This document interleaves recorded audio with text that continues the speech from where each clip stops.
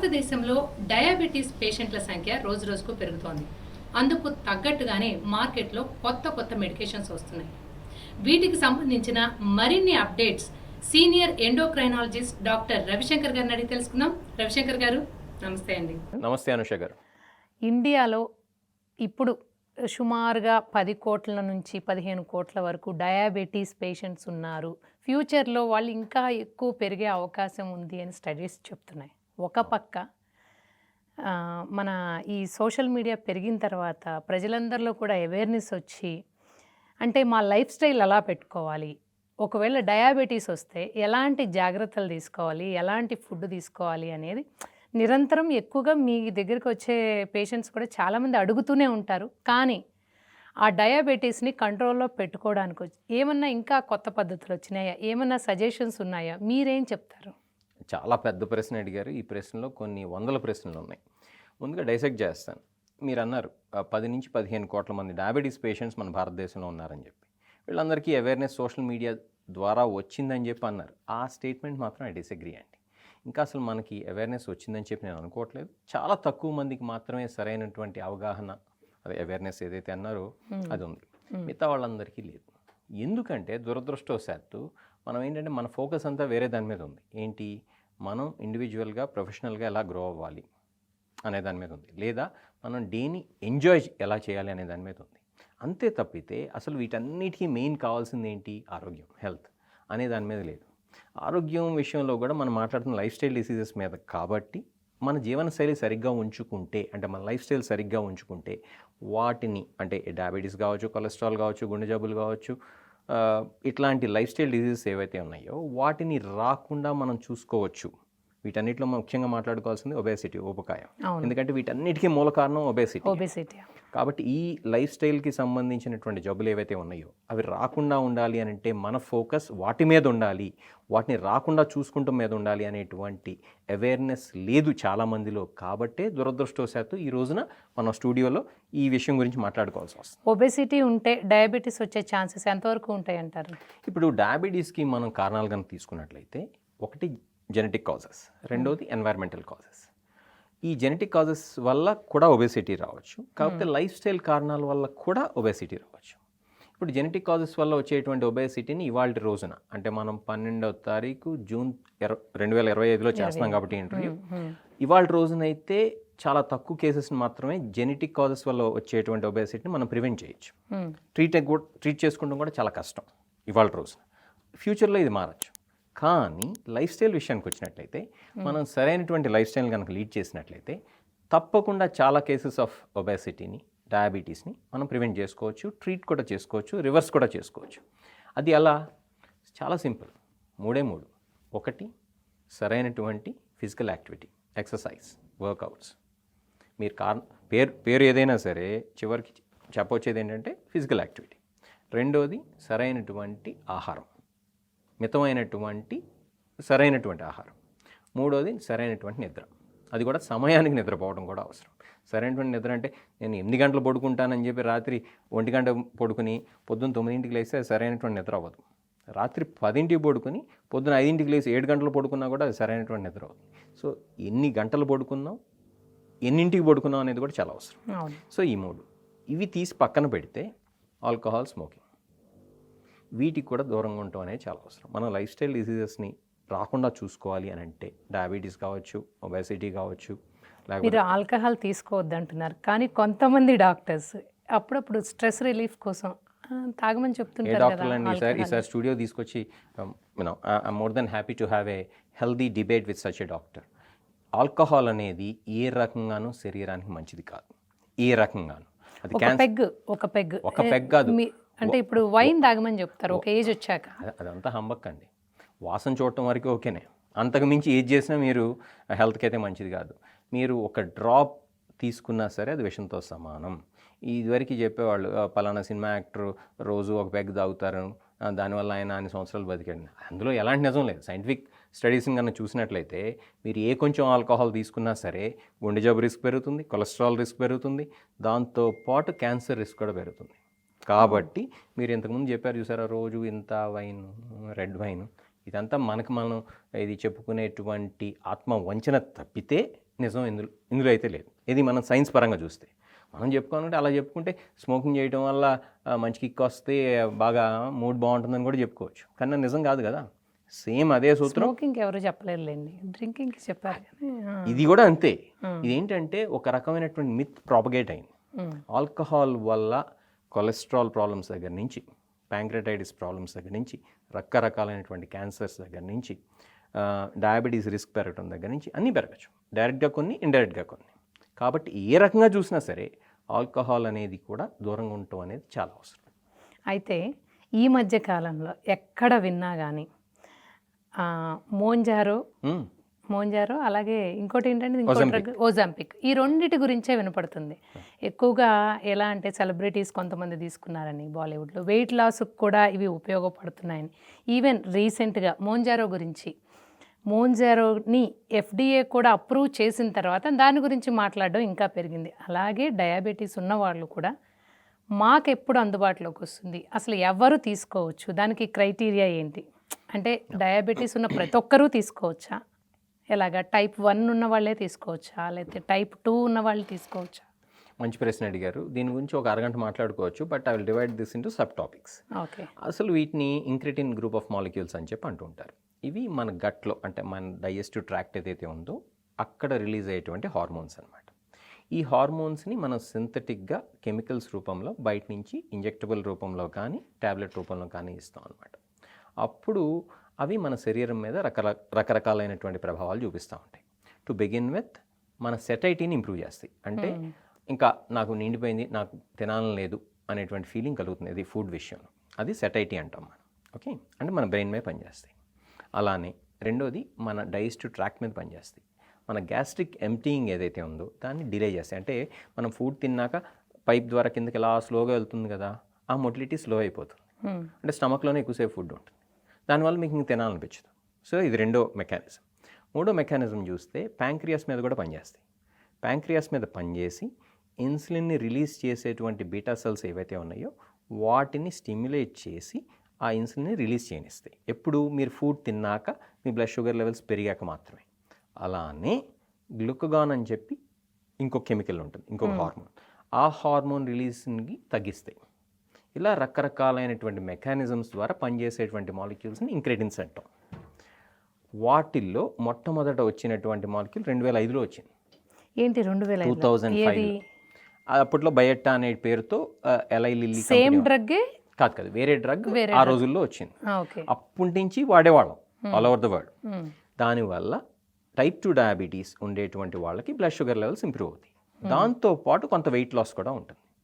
ఈ మాలిక్యూల్స్ని ఇంప్రూవైజ్ చేసుకుంటూ పోతూ కానీ వెయిట్ లాస్ అనేది ఈ మధ్య కాలంలో వినబడుతోంది. లేదు, అప్పట్లో వెయిట్ లాస్ అనేది అసలు టాపికే రాలేదు. అది నిజంగానే కాదు, 2005 నుంచి ఉన్నాయి. అంటే ఇంచుమించు 20 ఏళ్ళ నుంచి ఉంది. కానీ these drugs are not popular for weight loss. They were, but they were too expensive. Okay. ఆ రోజు కూడా డయాబెటీస్తో పాటు వెయిట్ లాస్ కోసం కూడా వాడేవాళ్ళం. అంటే ఏంటి, ఒక ఒబీస్ టైప్ 2 డయాబెటీస్ ఇండివిజువల్ ఉంటే ఆ ఇండివిజువల్కి సల్ఫనైల్ యూరియాస్ బదులు ఈ మెడికేషన్స్ వాడేవాళ్ళం. ఓకే. ఎప్పుడైతే కాస్ట్ ఈక్వేషన్ కాదు, కాస్ట్ ఎక్కువ కాస్ట్ కాబట్టి ఇండియాలో తక్కువగా వాడేవాళ్ళు. అంతే తప్పితే ఈ మెడికేషన్స్ 2005 నుంచి ఉన్నాయి. కాకపోతే ఇప్పుడు ఇంకా బెటర్ మాలిక్యూల్స్ వచ్చినాయి. ఓకే. లాస్ట్ 5 ఇయర్స్లో మార్కెట్లోకి వచ్చినటువంటి మందులను చూసినట్లయితే, నేను భారతదేశం గురించి చెప్పట్లా, వరల్డ్ వైడ్. ఓకే. ఇంతకుముందు ఓజాంపిక్ వచ్చిన ఎన్ని సంవత్సరాలు అయింది? చెప్తాను. ఈ సెమాగ్లూటైడ్ అనేటువంటి ఒక మాలిక్యూల్, రెండోదేమో టెర్జపెటైడ్. సెమాగ్లూటైడ్ ముందుగా వచ్చింది, టెర్జపెటైడ్ తర్వాత వచ్చింది. ఓకే. సెమాగ్లూటైడ్ అనేటువంటి మాలిక్యూల్ ఏమో నోవో నార్డిస్క్ అనేటువంటి కంపెనీ రిలీజ్ చేసింది. టెర్జపెటైడ్ అనేటువంటి మాలిక్యూల్ ఏమో ఎలై లిల్లీ అనేటువంటి కంపెనీ రిలీజ్ చేసింది. రెండు వండర్ఫుల్ మాలిక్యూల్సే. సెమాగ్లూటైడ్ అనేది ట్యాబ్లెట్ రూపంలో భారతదేశంలో సుమారు 2 ఏళ్ల నుంచి ఉంది. రైబెల్సస్ అంటాం దాన్నే ఇప్పుడు ఇంజెక్టబుల్ కింద మార్కెట్లో రిలీజ్ చేస్తున్నారు. దాన్ని వీగోవి అంటారు. అది అబ్రాడ్లో ఎప్పటి నుంచో ఉంది, 4-5 ఏళ్ల నుంచి ఉంది అమెరికాలో. ఈ మధ్య మాత్రం మన భారతదేశంలో రిలీజ్ చేయబోతున్నారు. ఎలాన్ మస్క్ ఎప్పుడైతే ఇది యూజ్ చేసి వెయిట్ లాస్ అయ్యారో అప్పటి నుంచే పాపులర్ అయింది. మనకి ఎప్పుడైనా అంతే కదా, ఒక సెలబ్రిటీ చెప్పాలి ఇక ఈ మందు బాగా పనిచేస్తాను, డాక్టర్లు చెప్తే కూడా ఎక్కదు, ఒక సెలబ్రిటీ చెప్తే మాత్రం ఎక్కుద్ది మన వాళ్ళకి. అది నిజమైనా కావచ్చు, అబద్ధమైనా కావచ్చు, కానీ ఈ విషయంలో మాత్రం నిజమే. ఇప్పుడు టెర్జపెటైడ్ విషయానికి వచ్చినట్లయితే, అది మోంజారో అనేటువంటి పేరుతో ఆల్రెడీ మన భారతదేశంలో 2 నెలల క్రితం రిలీజ్ చేశారు. ఓకే. సో ఇది భారతదేశంలో అయితే ఉంది టెర్జబటైడ్. అలానే సెమాగ్లూటైడ్ ట్యాబ్లెట్స్ రూపంలో ఉంది రైబెల్సిస్ అనేటువంటి పేరు. ఓకే. దాన్ని వన్స్ వీక్లీ ఇంజెక్షన్ కింద ఇప్పుడు వీగోవి అనే పేరుతో భారతదేశంలో తొందరలో రిలీజ్ చేయబోతున్నారు. ఇది ఓకే. ఈ 2 మాలిక్యూల్స్ కూడా సుమారు 10 to 20% వెయిట్ లాస్ కాజ్ చేస్తాయి. అంటే మీరు వాడేటువంటి డోసుని బట్టి. అంటే ఒజాంపిక్ కూడా ఇండియాకి వచ్చేసింది అని చెప్తున్నారు. తొందరలో వస్తుంది. కొన్ని వారాల్లో ఎంత కాస్ట్ ఎంత ఉండొచ్చు అది? It's a guess. మనం మాంజారో కాస్ట్ కనుక తీసుకున్నట్లయితే నెల ఖరీదు అంటే 4 ఇంజెక్షన్ల ఖరీదు 14,000 అవుతుంది సుమారు. అది lower dose 2.5 milligrams per week. ఈ డోస్ని మనం పెంచుకుంటూ పోతాం నెల. 2.5 milligrams per week కాస్త మనం 5 చేస్తాం. 5 టాలరేట్ చేస్తుంటే 7.5 చేస్తాం. మాంజారో గురించి మాట్లాడుతున్నాను. 7.5 కాస్త 10 చేస్తాం. 10ని 12.5, 12.5ని 15 దాకా తీసుకెళ్ళచ్చు. మాంజారో ఓజాంపిక్కి మాంజారోకి డిఫరెన్స్ ఏంటంటే చెప్తాను. మాంజారో అనేది టెర్జబటైడ్ అందులో ఉండేది. సెమాగ్లూటైడ్ అనేదేమో ట్యాబ్లెట్ రూపంలో అయితే రైబెల్సిస్ అంటాం, లేకపోతే ఇంజెక్షన్ రూపంలో అయితే ఒజెంపిక్ కానీ వీగోవి కానీ అంటాం. ఈ రెండిటికి మనం డిఫరెన్సెస్ చూసినట్లయితే ఇవాళ రోజున టెర్జబటైడ్ ట్యాబ్లెట్స్ రూపంలో లేదు మాంజారో అనేది, ఓన్లీ ఇంజెక్టబుల్. అదే మనం ఈ సెమాగ్లూటైడ్ని కనుక తీసుకున్నట్లయితే ట్యాబ్లెట్స్ రూపంలో ఉంది ఆల్రెడీ. మన భారతదేశంలో ఇంజెక్షన్స్ రూపంలో కూడా తొందరలో రిలీజ్ కాబోతుందని చెప్పి విన్నాం. అందులో ఉండేదేమో సెమాగ్లూటైడ్, ఇందులో ఉండేదేమో టెర్జబటైడ్. అది సింగిల్ పాత్వే మాత్రమే పనిచేస్తుంది. GLP-1 రిసెప్టర్ ఎగోనిస్ట్ మాత్రమే ఒజెంపిక్. ఓకే. టెర్జబటైడ్ లేదా మాంజారోని తీసుకున్నట్లయితే dual agonist, GIP pathway and GLP-1 pathway రెండింటిని అటాక్ చేస్తుంది. కొంచెం మా భాషలో చెప్పండి. మీ భాషలో చెప్పాలంటే 2 రకాలుగా 2 వైపులా పొదునున్నటువంటి కత్తి ఏమో మీకు మాంజారో, ఒకవైపున పొదునున్నటువంటి కత్తి ఈ యొక్క సెమాగ్లూటైడ్ లేదా ఒజెంపిక్. ఈ ఒజెంపిక్ అనేది కూడా వెయిట్ లాస్ కాజ్ చేస్తుంది, కానీ మనం వెయిట్ లాస్ని మాత్రమే కొలబద్ద కింద తీసుకున్నట్లయితే మాంజారో వల్ల ఎక్కువ వెయిట్ లాస్ ఉంటుంది, కొంచెం ఎక్కువ. ఓకే. సో వెయిట్ లాస్ కొంచెం ఎక్కువ ఉండేదేమో మీకు మాంజారో. కొంచెం దానికన్నా తక్కువ వెయిట్ లాస్ ఉంటుంది, కానీ ఇది కూడా బాగానే పనిచేస్తుంది, ఇది ఒజెంపిక్ కూడా. సరే, మొన్నటి వరకు ఓజాంపిక్ తీసుకొని ఇప్పుడు మోంజారో తీసుకోవచ్చా ఎవరైనా వెయిట్ లాస్ గురించి కానీ, లేకపోతే ఎందుకు అసలు మీరు ఎందుకు తీసుకుంటున్నారనేది చూడాలి. ఒకటి, మనం టైం ఫ్రేమ్ కనుక తీసుకున్నట్లయితే టైం టెస్టెడ్ మాలిక్యూల్, ఎక్కువ టైం మార్కెట్లో ఉన్నటువంటి మాలిక్యూల్ ఇది ప్రపంచవ్యాప్తంగా ఒజెంపిక్ లేదా ఈ వీగోవి, దానికి వేరే పేరు అంతే. పేరు ఇప్పుడు వెంకటేశ్వర స్వామి, శ్రీనివాసుడు అన్నట్టే ఇద్దరు ఒకళ్ళే కదా, ఇది కూడా అంతే. ఓకే, ఓన్లీ ఆ ట్రేడ్ నేమ్ ఒకటే మారుతుంది. ఓకే. సో సెమాగ్లూటైడ్ అనేది సుమారు 4-5 ఏళ్ల నుంచి ఉంది ప్రపంచవ్యాప్తంగా. ఓకే. కానీ ఈ మాంజారో లేదా టెర్జబటైడ్ అనేటువంటి మాలిక్యూల్ 3 years మాత్రమే ఉంది ప్రపంచంలో. వెయిట్ లాస్ అయితే దీనివల్ల ఎక్కువ మాంజారో వల్ల. ఓకే. కార్డియోవాస్కులర్ బెనిఫిట్స్ అంటే గుండెకి సంబంధించినటువంటి బెనిఫిట్స్ మాత్రం ఒజెంపిక్ ఎక్కువ. ఓకే. సో దీన్ని మనం కొంచెం నిశ్చితంగా చూడాలి. సో వెయిట్ లాస్ మాత్రమే కనుక పరిగణలో తీసుకుంటే yes, Mounjaro has some edge over your Ozempic. But if you were to consider benefit on the heart as well, definitely Ozempic has studies to say that it is more beneficial as on today. ఇది మళ్ళీ మారుతూ ఉంటుంది picture అనేది, ఎందుకంటే వాళ్ళు studies చేస్తూ ఉంటారు, వీళ్ళు స్టడీస్ చేస్తూ ఉంటారు, పబ్లిష్ చేస్తూ ఉంటారు.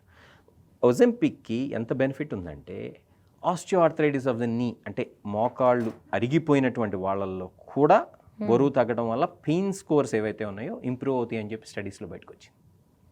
ఇదే కాకుండా స్లీప్ యాప్నియా గురించి మీకు తెలిసే ఉంటుంది.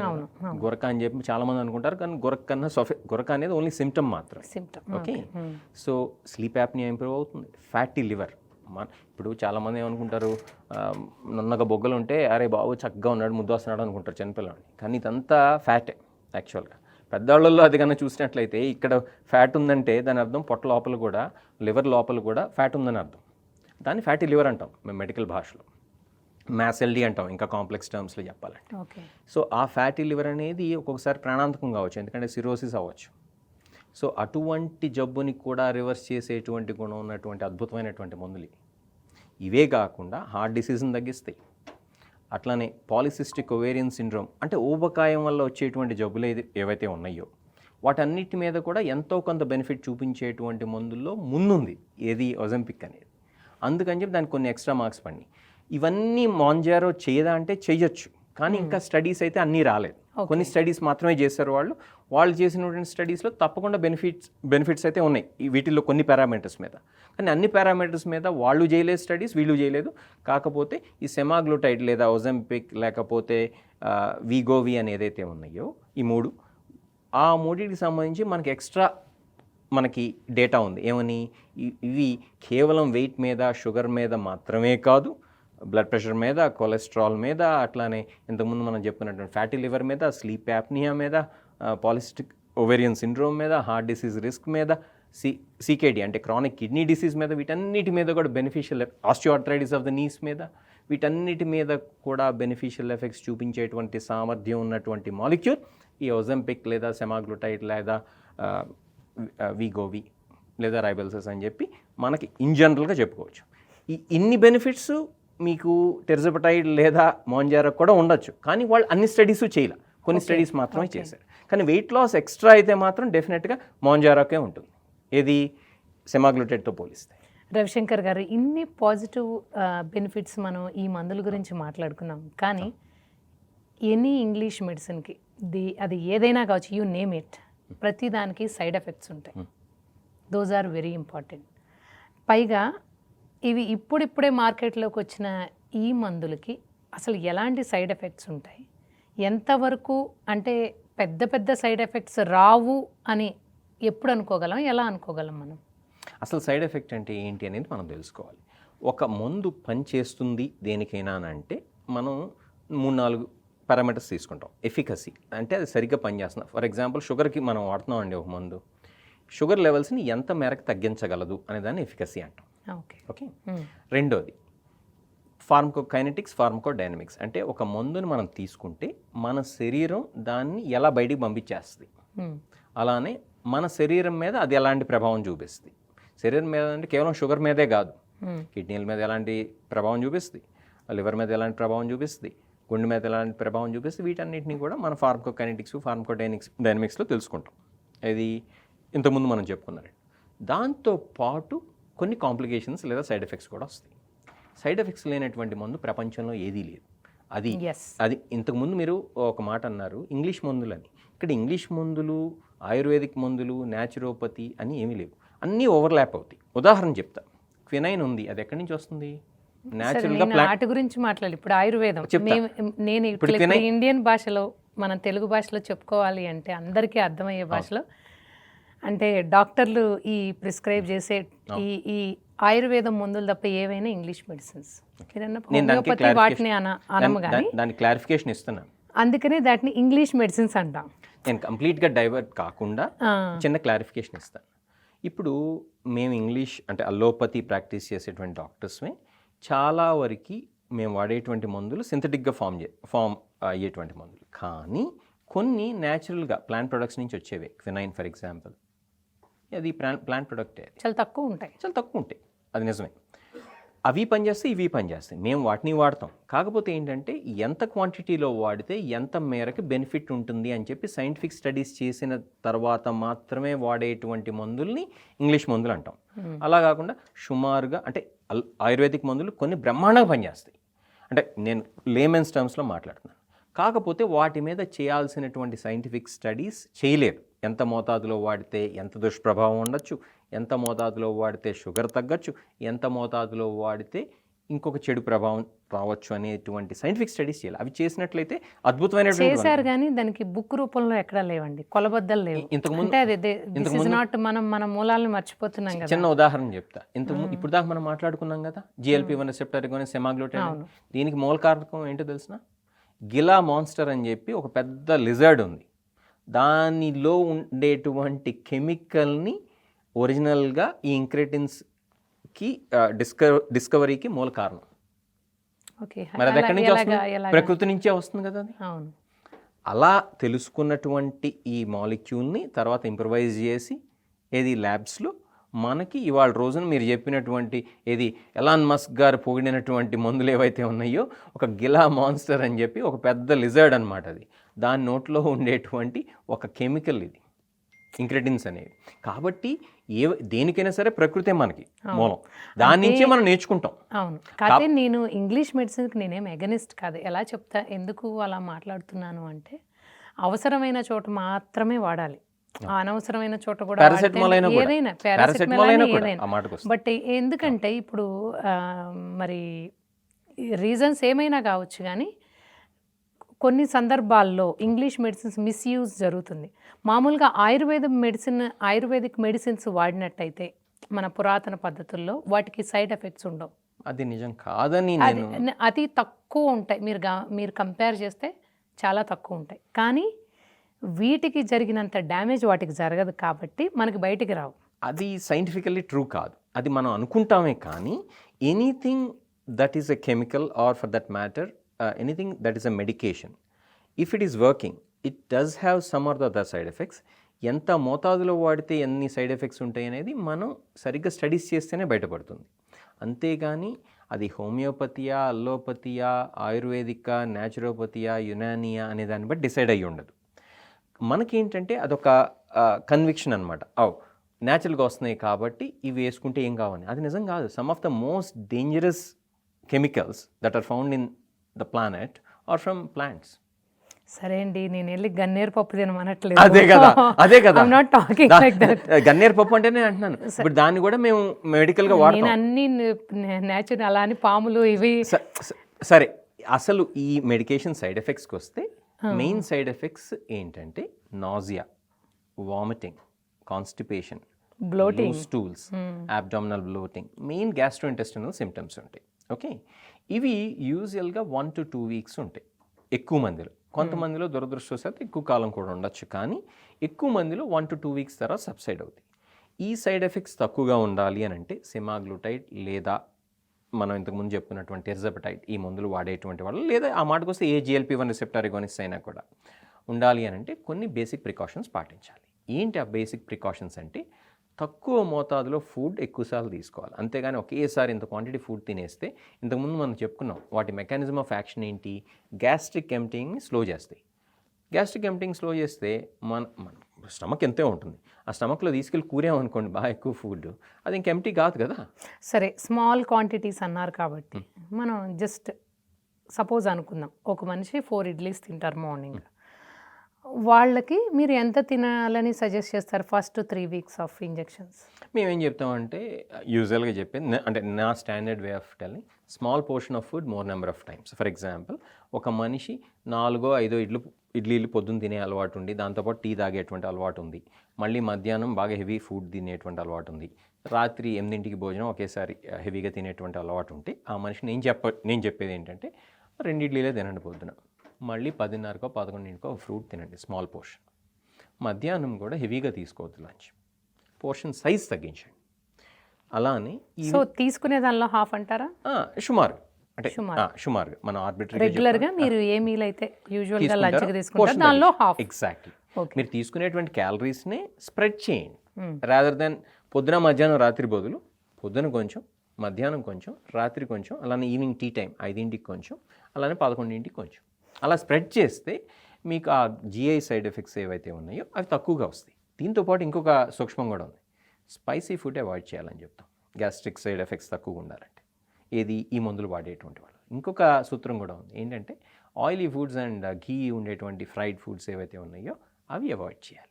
అవి అవాయిడ్ చేస్తే మీకు ఇంతకుముందు చెప్పుకున్నటువంటి గ్యాస్ట్రోఇంటెస్టినల్ సైడ్ ఎఫెక్ట్స్ ఏవైతే ఉన్నాయో, ఇది ఒజంపిక్ వల్ల కావచ్చు, లేకపోతే ఆల్రెడీ మార్కెట్లో ఉండేటువంటి గుడ్ ఓల్డ్ విక్టోజా లాంటి మందుల వల్ల కావచ్చు, లేకపోతే డోలాగ్లూటైడ్ వల్ల కావచ్చు, లేదా ఇంతకుముందు మనం చెప్పుకున్నటువంటి మాంజారో వల్ల కావచ్చు. దీనివల్ల అయినా సరే ఆ సైడ్ ఎఫెక్ట్స్ తక్కువగా ఉండాలి అంటే eat small portion more number of times, also avoid oily foods and spicy foods.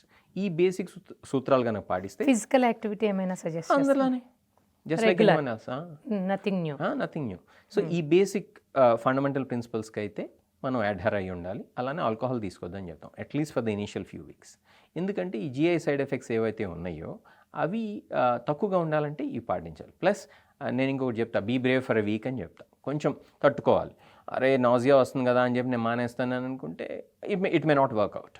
So కొంచెం జాగ్రత్తగా ఉండి, నన్ను తిట్టుకోవద్దని చెప్పి నవ్వుతా అంట పేషెంట్కి ప్రిస్క్రైబ్ చేసినట్టు. ఒక వారం నన్ను తిట్టుకోవద్దండి, కొంచెం బ్రేవ్గా ఉండండి. అలానే small portion food more number of times తీసుకోండి. అలానే ఆయిలీ ఫుడ్, స్పైసీ ఫుడ్కి దూరంగా ఉండండి. ఆల్కహాల్ కూడా అవాయిడ్ చేయండి, at least in the initial few weeks అని చెప్తాను. ఇప్పటి వరకు మీరు ఎప్పటి నుంచి మీరు ఓజాంపిక్ కానీ మోంజారో కానీ ప్రిస్క్రైబ్ చేయటం మొదలుపెట్టారు? ఇక్కడ మోంజారో లేదు, ఓజాంపిక్ లేదు కాబట్టి మోంజారో మీరు ప్రిస్క్రైబ్ చేస్తూ ఉంటారు. ఎప్పటి నుంచి చేస్తున్నారు మీరు? ఈ group of medications in general కనుక తీసుకుంటే GLP-1 రెసిప్టార్ అగానిస్ట్ 2005లో బయోటాల్ లాంచ్ అయినప్పుడు యూకేలో అప్పటి నుంచి ప్రిస్క్రైబ్ చేసేవాడు.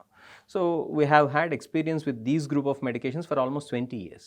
బట్ స్పెసిఫిక్గా రైబల్సిస్ అనేది సెమాగ్లూటైడ్ అనేది ఏదైతే ఉందో అది మార్కెట్లో 2-3 ఏళ్ళ నుంచి ఉంది కాబట్టి ఇండియాలో అప్పటి నుంచి ప్రిస్క్రైబ్ చేస్తున్నాను. నేనే కాదు, నాతో పాటు అందరు ఎండోక్రైనాలజిస్ట్ కూడా. అలానే ఇంతకుముందు మీరు అడిగినటువంటి స్పెసిఫిక్ క్వశ్చన్ మోంజారో ఏదైతే ఉందో అది మార్కెట్లోకి వచ్చి సుమారు 2 నెలలు అవుతుంది ఇప్పటికి. సో 2 నెలల నుంచి ప్రిస్క్రైబ్ చేస్తున్నాం. అంతకుముందు కొంతమంది అబ్రాడ్ నుంచి తెచ్చుకున్నారు, వాళ్ళు తెచ్చుకున్నారు అక్కడ ప్రిస్క్రిప్షన్స్తో, వాళ్ళని గైడ్ చేసాం మేము ఇక్కడ. We been guiding them. Abroad నుంచి తెచ్చుకున్నటువంటి వాళ్ళు ఉన్నారు అక్కడ ప్రిస్క్రిప్షన్స్ ద్వారా. సో వాళ్ళని ఇక్కడ గైడ్ చేసాం. మేము ప్రిస్క్రైబ్ చేయలేదు, ప్రిస్క్రైబ్ చేయకూడదు కాబట్టి, ఎందుకంటే ఇక్కడ అందుబాటులో లేదు కాబట్టి. But we did guide them when they brought it from abroad. ఇది 1 year నుంచి గైడ్ చేస్తాను, 1-2 years నుంచి. మీరు మోంజారోకి ముందే 2005 నుంచి ఉన్నాయన్నారు కదా, మీరు సేమ్ రిసిప్టర్స్ ఆ ప్రోగ్రెషన్ ఎలా ఉంది అంటే పేషెంట్స్లో? అప్పుడు ఫస్ట్లో వచ్చినప్పుడు ఏంటంటే ఇంజెక్షన్ డైలీ ఇంజెక్షన్స్ ఉండేవి. ఓకే, డైలీ ఇంజెక్షన్స్ అనేటప్పుడు పారిపోతారు చాలామంది. ట్వైస్ డే అంటే ఇంకా పారిపోతారు. అట్లాంటిది ఇప్పుడు వన్స్ వీక్లీకి వచ్చినాయి. వారంకి ఒకటే ఇంజెక్షన్ మోంజారో కానీ లేకపోతే ఇప్పుడు మనం చెప్పుకున్న 2 months నుంచేనా? 2 months అంటే మన ఇండియాలో. అబ్రాడ్లో ఎప్పటి నుంచి ఉన్నాయి, 3 years నుంచి ఉంది మోంజారో సుమారు. అలానే మీరు ఇంతకుముందు మనం చెప్పుకున్నటువంటి ఒజెంపిక్ కానీ వీగోవి కానీ తీసుకుంటే 4-5 years నుంచి ఉంది. సో మేము ఏంటంటే ఈ ఇంజెక్షన్స్ అడ్వాంటేజ్ వన్స్ వీక్లీ ఇచ్చేసేయచ్చు. సో ఇవాళ ఇస్తే మళ్ళీ వారంకే కదా. So you can forget about any medication in some people at least. ఇక్కడ మనం గుర్తుంచుకోవాల్సింది కేవలం డయాబెటీస్కే వాడడం, ఇది వెయిట్ లాస్కి ఎక్స్క్లూజివ్గా కూడా వాడచ్చు. కాబట్టి for both, indication is for both. Diabetes ఉండేటువంటి వాళ్ళల్లో అంటే టైప్ 2 డయాబెటీస్, అలానే టైప్ 2 డయాబెటీస్ లేకుండా కూడా ఓజాంపిక్ అండ్ మోంజారో రెండు కూడా వెయిట్ లాస్కి వాడచ్చు. అఫీషియల్ ఇండికేషన్ ఏంటంటే anyone who he's got a BMI more than 27 కన్నా BMI అంటే బాడీ మాస్ ఇండెక్స్ ఏదైతే ఉందో, weight divided by metre square, okay, అది ఏదైతే ఉందో దాన్ని మనం కనుక 27 కన్నా ఎక్కువగా ఉంటే, దాంతోపాటు ఒక ఒబేసిటీ రిలేటెడ్ కోమార్బిడిటీ ఉంటే, అంటే for example diabetes, type 2 diabetes కావచ్చు, లేదా హైపర్ టెన్షన్ కావచ్చు, హై కొలెస్ట్రాల్ కావచ్చు, పాలిసిస్టిక్ ఓవేరియన్ సిండ్రోమ్ కావచ్చు, లేకపోతే ఫ్యాటీ లివర్ కావచ్చు, స్లీప్ యాప్నియా కావచ్చు. ఆ మాటకు వస్తే ఆస్టియోఆర్థరైటిస్ కూడా తీసుకోవాల్సి ఉంటుంది పరిగణలోకి, ఎందుకంటే స్టడీస్ ప్రకారం అది ప్రూవ్ అయింది కాబట్టి. So 27 plus one of these comorbidities, లేదా 30 and above without any comorbidities. అంటే BMI కనుక 30 ఉండి సుమారు 90 kilos ఉన్నారు ఒక వ్యక్తి, వాళ్ళ BMI 30 కన్నా ఎక్కువ ఉందనుకుందాం, వాళ్ళకి ఏ కోమార్బిడిటీస్ లేకుండా ఎక్స్క్లూజివ్గా వెయిట్ లాస్ కోసం మాత్రమే కూడా వాడుకోవచ్చు. అది బెనిఫిట్ ఆఫ్ దీస్ మెడికేషన్స్. కానీ ఇక్కడ ఇంకో క్యాచ్ ఉంది. కొన్ని ఇండియన్ సొసైటీస్ చెప్పేది ఏంటంటే, ఇండియాలో మనం సన్నగా ఉన్నా కూడా మనకి హార్ట్ అటాక్ రిస్క్ ఎక్కువ, టైప్ 2 డయాబెటీస్ రిస్క్ ఎక్కువ. ఎందుకంటే మనం లీన్ ఇండియన్ ఫినోటైప్ అని చెప్తాం, చూడడానికి సన్నగానే ఉంటాం కానీ ఫ్యాట్ కాంపోజిషన్ మాత్రం ఎక్కువ ఉంటుంది. టైప్ 2 డయాబెటీస్ రిస్క్ ఎక్కువ ఉంటుంది, హార్ట్ అటాక్ రిస్క్ ఎక్కువ ఉంటుంది. కాబట్టి ఇండియాలో ఈ గైడ్లైన్స్ని ఇంకా తగ్గించాలి. BMI 25 ఉండి ఏదో కోమార్బిడిటీ ఉన్నా కూడా, ఏది ఒబేసిటీ రిలేటెడ్, వాడుకోవచ్చు. అలానే BMI 27 and above ఉండి ఎలాంటి కోమార్బిడిటీస్ లేకపోయినా కేవలం ఒబేసిటీ ఉంది కాబట్టి వాడుకోవచ్చు కదా అని చెప్పి ఒక ఆర్గ్యుమెంట్ తీసుకొచ్చారు.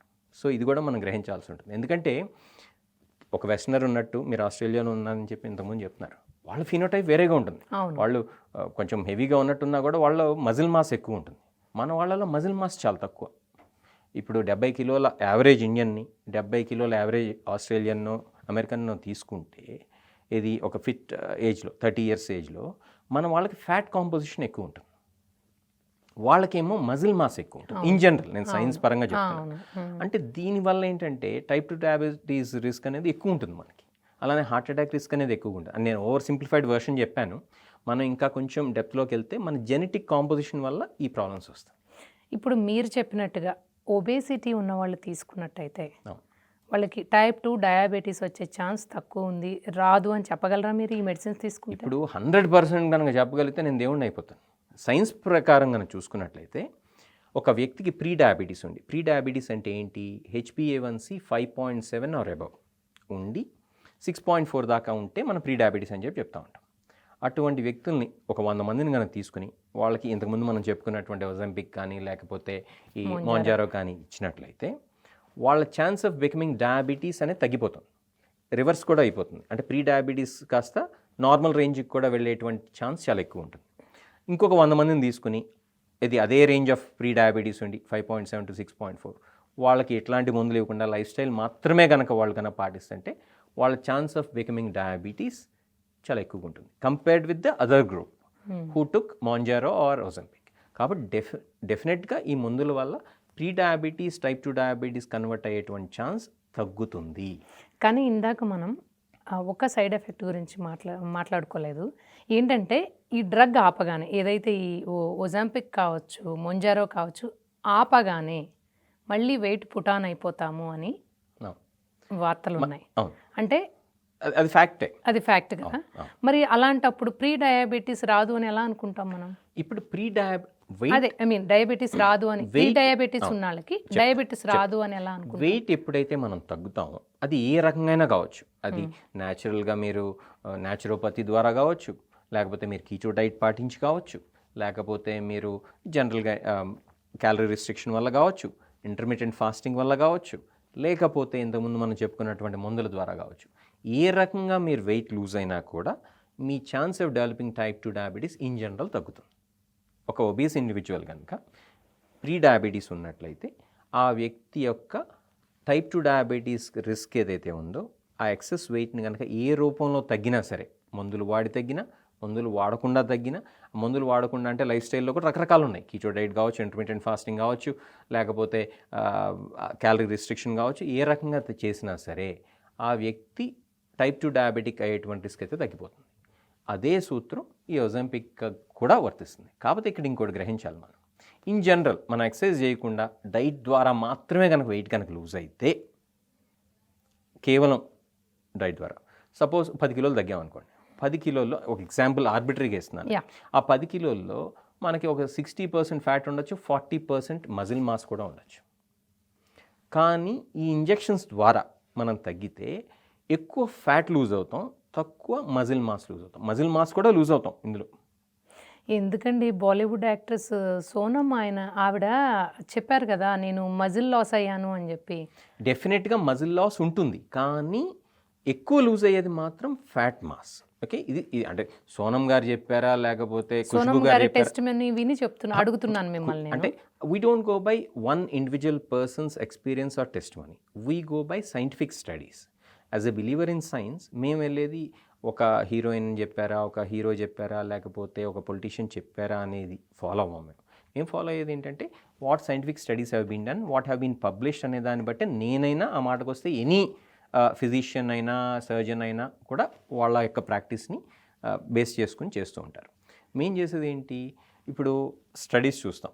ఆ స్టడీస్లో ఓకే 100 మంది కనుక వెయిట్ లూజ్ అయితే ఈ మెడికేషన్స్ ద్వారా ఎక్కువ ఫ్యాట్ లాస్ ఉందా, మజిల్ మాస్ ఉందా? డెఫినెట్గా మజిల్ లాస్ కూడా ఉంటుంది, మజిల్ లాస్ లేకుండా అయితే ఉండదు, irrespective of whatever manoeuvre you do. But the proportion of fat loss is definitely more than that of loss of muscle mass when you use these injections. అలానే మనం న్యాచురల్గా weight lose అయ్యామనుకోండి, న్యాచురల్గా weight lose అవటం ఏంటి, food తక్కువ తిని calorie restriction వల్ల డెఫినెట్గా మనకి ఫ్యాట్ లాస్ ఉంటుంది, దాంతోపాటు మజిల్ లాస్ కూడా బాగానే ఉంటుంది. కానీ అదే న్యాచురల్గా మనం వెయిట్ లూజ్ అవుతూ రోజు కనుక ఎక్సర్సైజ్ చేస్తున్నాం అనుకోండి, మజిల్ ట్రైనింగ్, వెయిట్ ట్రైనింగ్ ఏదైతే చెప్తారో, రెసిస్టెన్స్ ఎక్సర్సైజెస్ అవి కనుక చేస్తున్నట్లయితే ఆ ఫ్యాట్ లాస్ తక్కువగా ఉంటుంది. Coming back to Ozempic or Mounjaro, మనం రెగ్యులర్గా ఈ మందులు వాడుతూ దాంతోపాటు మజిల్ రిలేటెడ్ ఎక్సర్సైజెస్ అంటే రెసిస్టెన్స్ ఎక్సర్సైజెస్ అంటే వెయిట్స్ ఏవైతే ఉన్నాయో అవి కనుక చేస్తున్నట్లయితే ఆ మజిల్ లాస్ ఏదైతే ఉందో దాన్ని చాలా వరకు ప్రివెంట్ చేసుకోవచ్చు. కాబట్టి I'm coming to that. So ఇంతకుముందు మీరు చెప్పుకున్నటువంటి సెలబ్రిటీస్ ఎవరైతే ఉన్నారో వాళ్ళకి మీరు చెప్పాల్సింది ఏంటంటే, ఇవాళ ఈ ఇంటర్వ్యూ అయిపోయిన తర్వాత డాక్టర్ గారు చెప్పారు దీనికి ఒక చిన్న ట్రిక్ ఉందంటే దాని మీద ఒక చిన్న రీల్ చేశాను.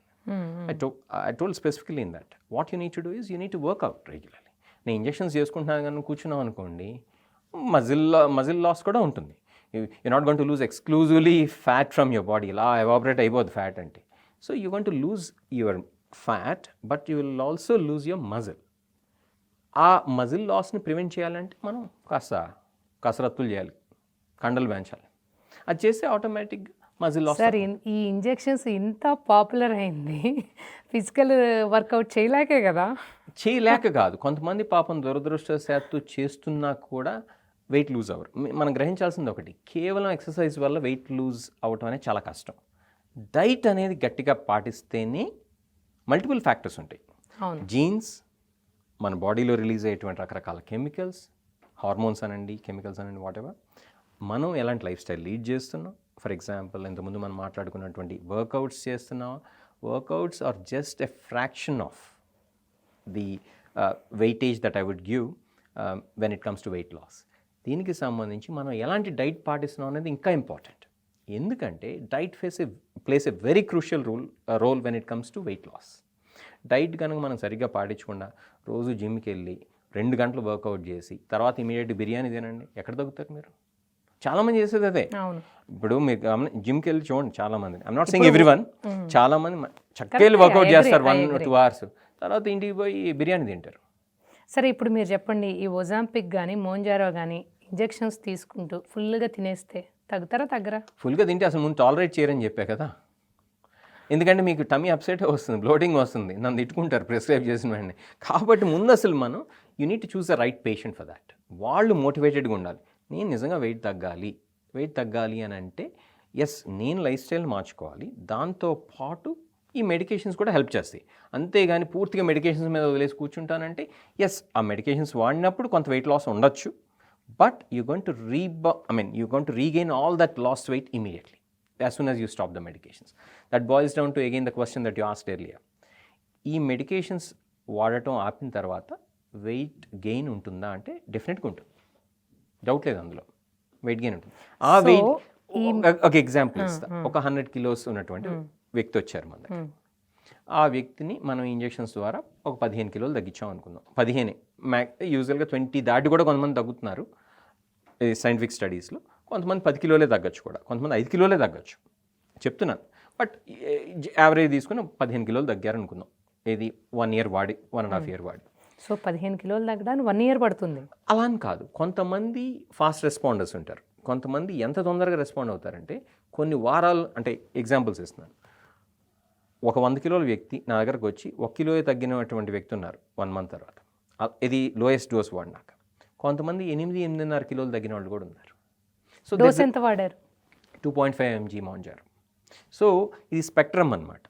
కొంతమంది బాగా తక్కువ లూజ్ అవుతారు, కొంతమంది ఎక్కువ లూజ్ అవుతారు, మధ్యలో ఎక్కువ మంది ఉంటారు. ఒక 3 kilos 4 kilos వాళ్ళు, ఎక్కువ 3-4 kilos. అంటే నేను చెప్పడం అనే దానికన్నా కూడా సైంటిఫిక్ స్టడీస్లో ఏం తెలిసిందనే చెప్పడం ముఖ్యం ఇక్కడ. ఎందుకంటే at the end of the day validated scientific data ఏదైతే ఉందో దాన్ని మన కొలబద్ద కింద, బెంచ్ మార్క్ కింద తీసుకోవాలి ఇవి మాట్లాడుకునేటప్పుడు.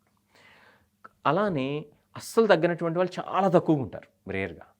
ఓకే, వాళ్ళకి దురదృష్టవశాత్తు ఈ మందులు సెట్ కాకపోవచ్చు, అలానే వాళ్ళ లైఫ్ స్టైల్ కూడా సరిగ్గా లేకపోవచ్చు. అంటే ఫ్యాక్టర్స్ ఏవైనా కావచ్చు, ఈ నాన్ రెస్పాండర్స్ ఎవరైతే ఉన్నారో in terms of weight loss.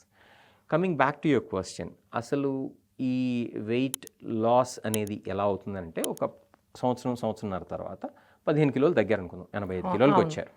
ఈ 85 kilos రావటం వల్ల ఆ వ్యక్తి హార్ట్ అటాక్ రిస్క్ తగ్గుతుంది, కిడ్నీ ప్రాబ్లం రిస్క్ తగ్గుతుంది, స్లీప్ యాప్నియా రిస్క్ తగ్గుతుంది. ఒక లేడీ అయితే కనుక పాలిసిస్టిక్ ఓవేరియన్ రిస్క్ తగ్గుతుంది, ఫ్యాటీ లివర్ రిస్క్ తగ్గుతుంది.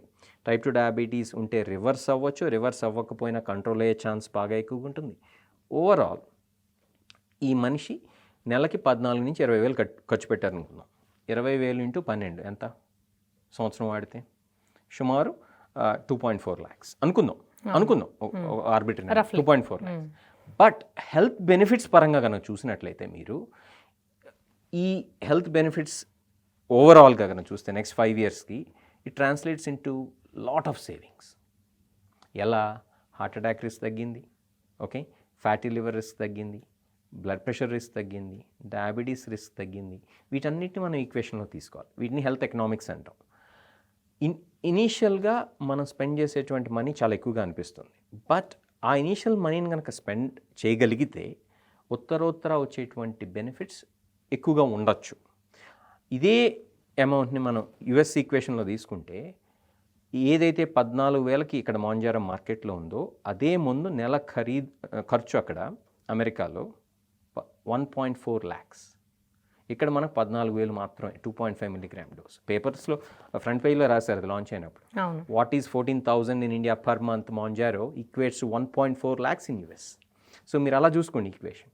సో ఆ రకంగా చూస్తే మనకి చాలా హెల్త్ బెనిఫిట్స్ ఉంటాయి. ప్లస్ ఆ లూజ్ అయినటువంటి 15 కిలోల వెయిట్ రీగెయిన్ కావడానికి మందులు వాడకపోయినా కూడా 2, 3, 4, 5 ఏళ్ళు పట్టచ్చు. ఇంకా తింటా అసలు ఏం ఎక్సర్సైజ్ చేయను అని అనుకుంటే అది వాళ్ళ కర్మ. ఓకే, అలా కాకుండా ఎక్సర్సైజ్ చేస్తూ డైట్ కంట్రోల్ పాటిస్తూ రెగ్యులర్గా డాక్టర్స్ దగ్గర డైటీషియన్స్ దగ్గర ఫాలోఅప్ మెయింటైన్ చేస్తూ ఉంటే మొత్తం లూజ్ అయినటువంటి వెయిట్ అయితే కనుక ఇమీడియట్గా రీగెయిన్ కారు యూజువల్గా. అంటే it takes a while for them to regain the weight even if they stop the medication. కాబట్టి ఎవరో ఏదో చేసేస్తారని చెప్పి కూర్చుని తింటా ఉంటాను నేను నిద్రపోను సరిగ్గా టైంకి, నేను రోజు ఆల్కహాల్ తాగుతాను, నేను ఎలాంటి ఎక్సర్సైజు చేయను అని అనుకుంటే అది ఇంకా దేవుడు కూడా రక్షించలేడు వాళ్ళని. అలా కాకుండా కొంచెం ఫోకస్డ్గా ఉండి ఒక 1 year ఈ మందులు వాడుకుని తర్వాత వాళ్ళు ఎఫర్ట్ చేయకపోవటం వల్ల కావచ్చు, లేకపోతే వాళ్ళు వాడుకుంటూ ఇష్టం లేకపోవడం వల్ల కావచ్చు, ఆ మందులు టెంపరీగా ఆపి వాళ్ళు లైఫ్ స్టైల్ని కనుక సరిగ్గా కనుక లీడ్ చేసినట్లయితే మొత్తం వెయిట్ అయితే రీగెయిన్ అయ్యే ఛాన్స్ తక్కువ. ఏ 15 కిలోలు లూజ్ అయ్యారనుకుందాం కదా. మామూలుగా ఇప్పుడు రకరకాల మీరు ఇందాక అన్నట్టుగా రకరకాల వెయిట్ లాస్ ప్రోగ్రామ్స్ మార్కెట్లో ఉన్నాయి, చాలా మంది ఫాలో అవుతూ ఉంటారు ఇంట్లో ఉండే చక్కగా. కానీ ఏదైనా కానీ ఆపేయగానే పెరిగిపోతుంటారు మళ్ళీ మీరు చెప్పినట్టుగా మెయింటెనెన్స్ చేయకపోవడం వల్ల. సో మెయింటెనెన్స్ అనేది క్రూషియల్. సో అలాగే ఈ ఇంజెక్షన్స్ కూడా మెయింటెనెన్స్ అవసరం. మెడిసిన్ దేనికైనా సరే ఫోకస్ ఉండాలండి. ఏదో మెడిసిన్స్ తీసుకుంటున్నాం కదా, ఇంకేముంది నేను ఇంకేం చేయను ఇలానే తిని కూర్చుంటానంటే ఈ మెడిసిన్స్ వల్ల కూడా పెద్ద ప్రయోజనం ఉండకపోవచ్చు. 2-3 కిలోలే తగ్గచ్చు. ఏది 20 కిలోలు తగ్గే ప్లేస్లో 2 కిలోలే 3 కిలోలే తగ్గచ్చు. ఏది తిని కూర్చుని రాత్రులు నిద్రపోకుండా ఆల్కహాల్ తాగుతూ ఓకే ఎలాంటి ఎక్సర్సైజ్ చేయకుండా ఉంటే ఈ ఇంజెక్షన్స్ వాడుతున్నప్పుడు కూడా వాళ్ళు పెద్ద రెస్పాండ్ కాకపోవచ్చు. అది మనం గ్రహించాలి. కాబట్టి మన సైడ్ నుంచి ఎఫర్ట్ పెట్టాలనేది ఇక్కడ నేను చెప్పేటువంటి point.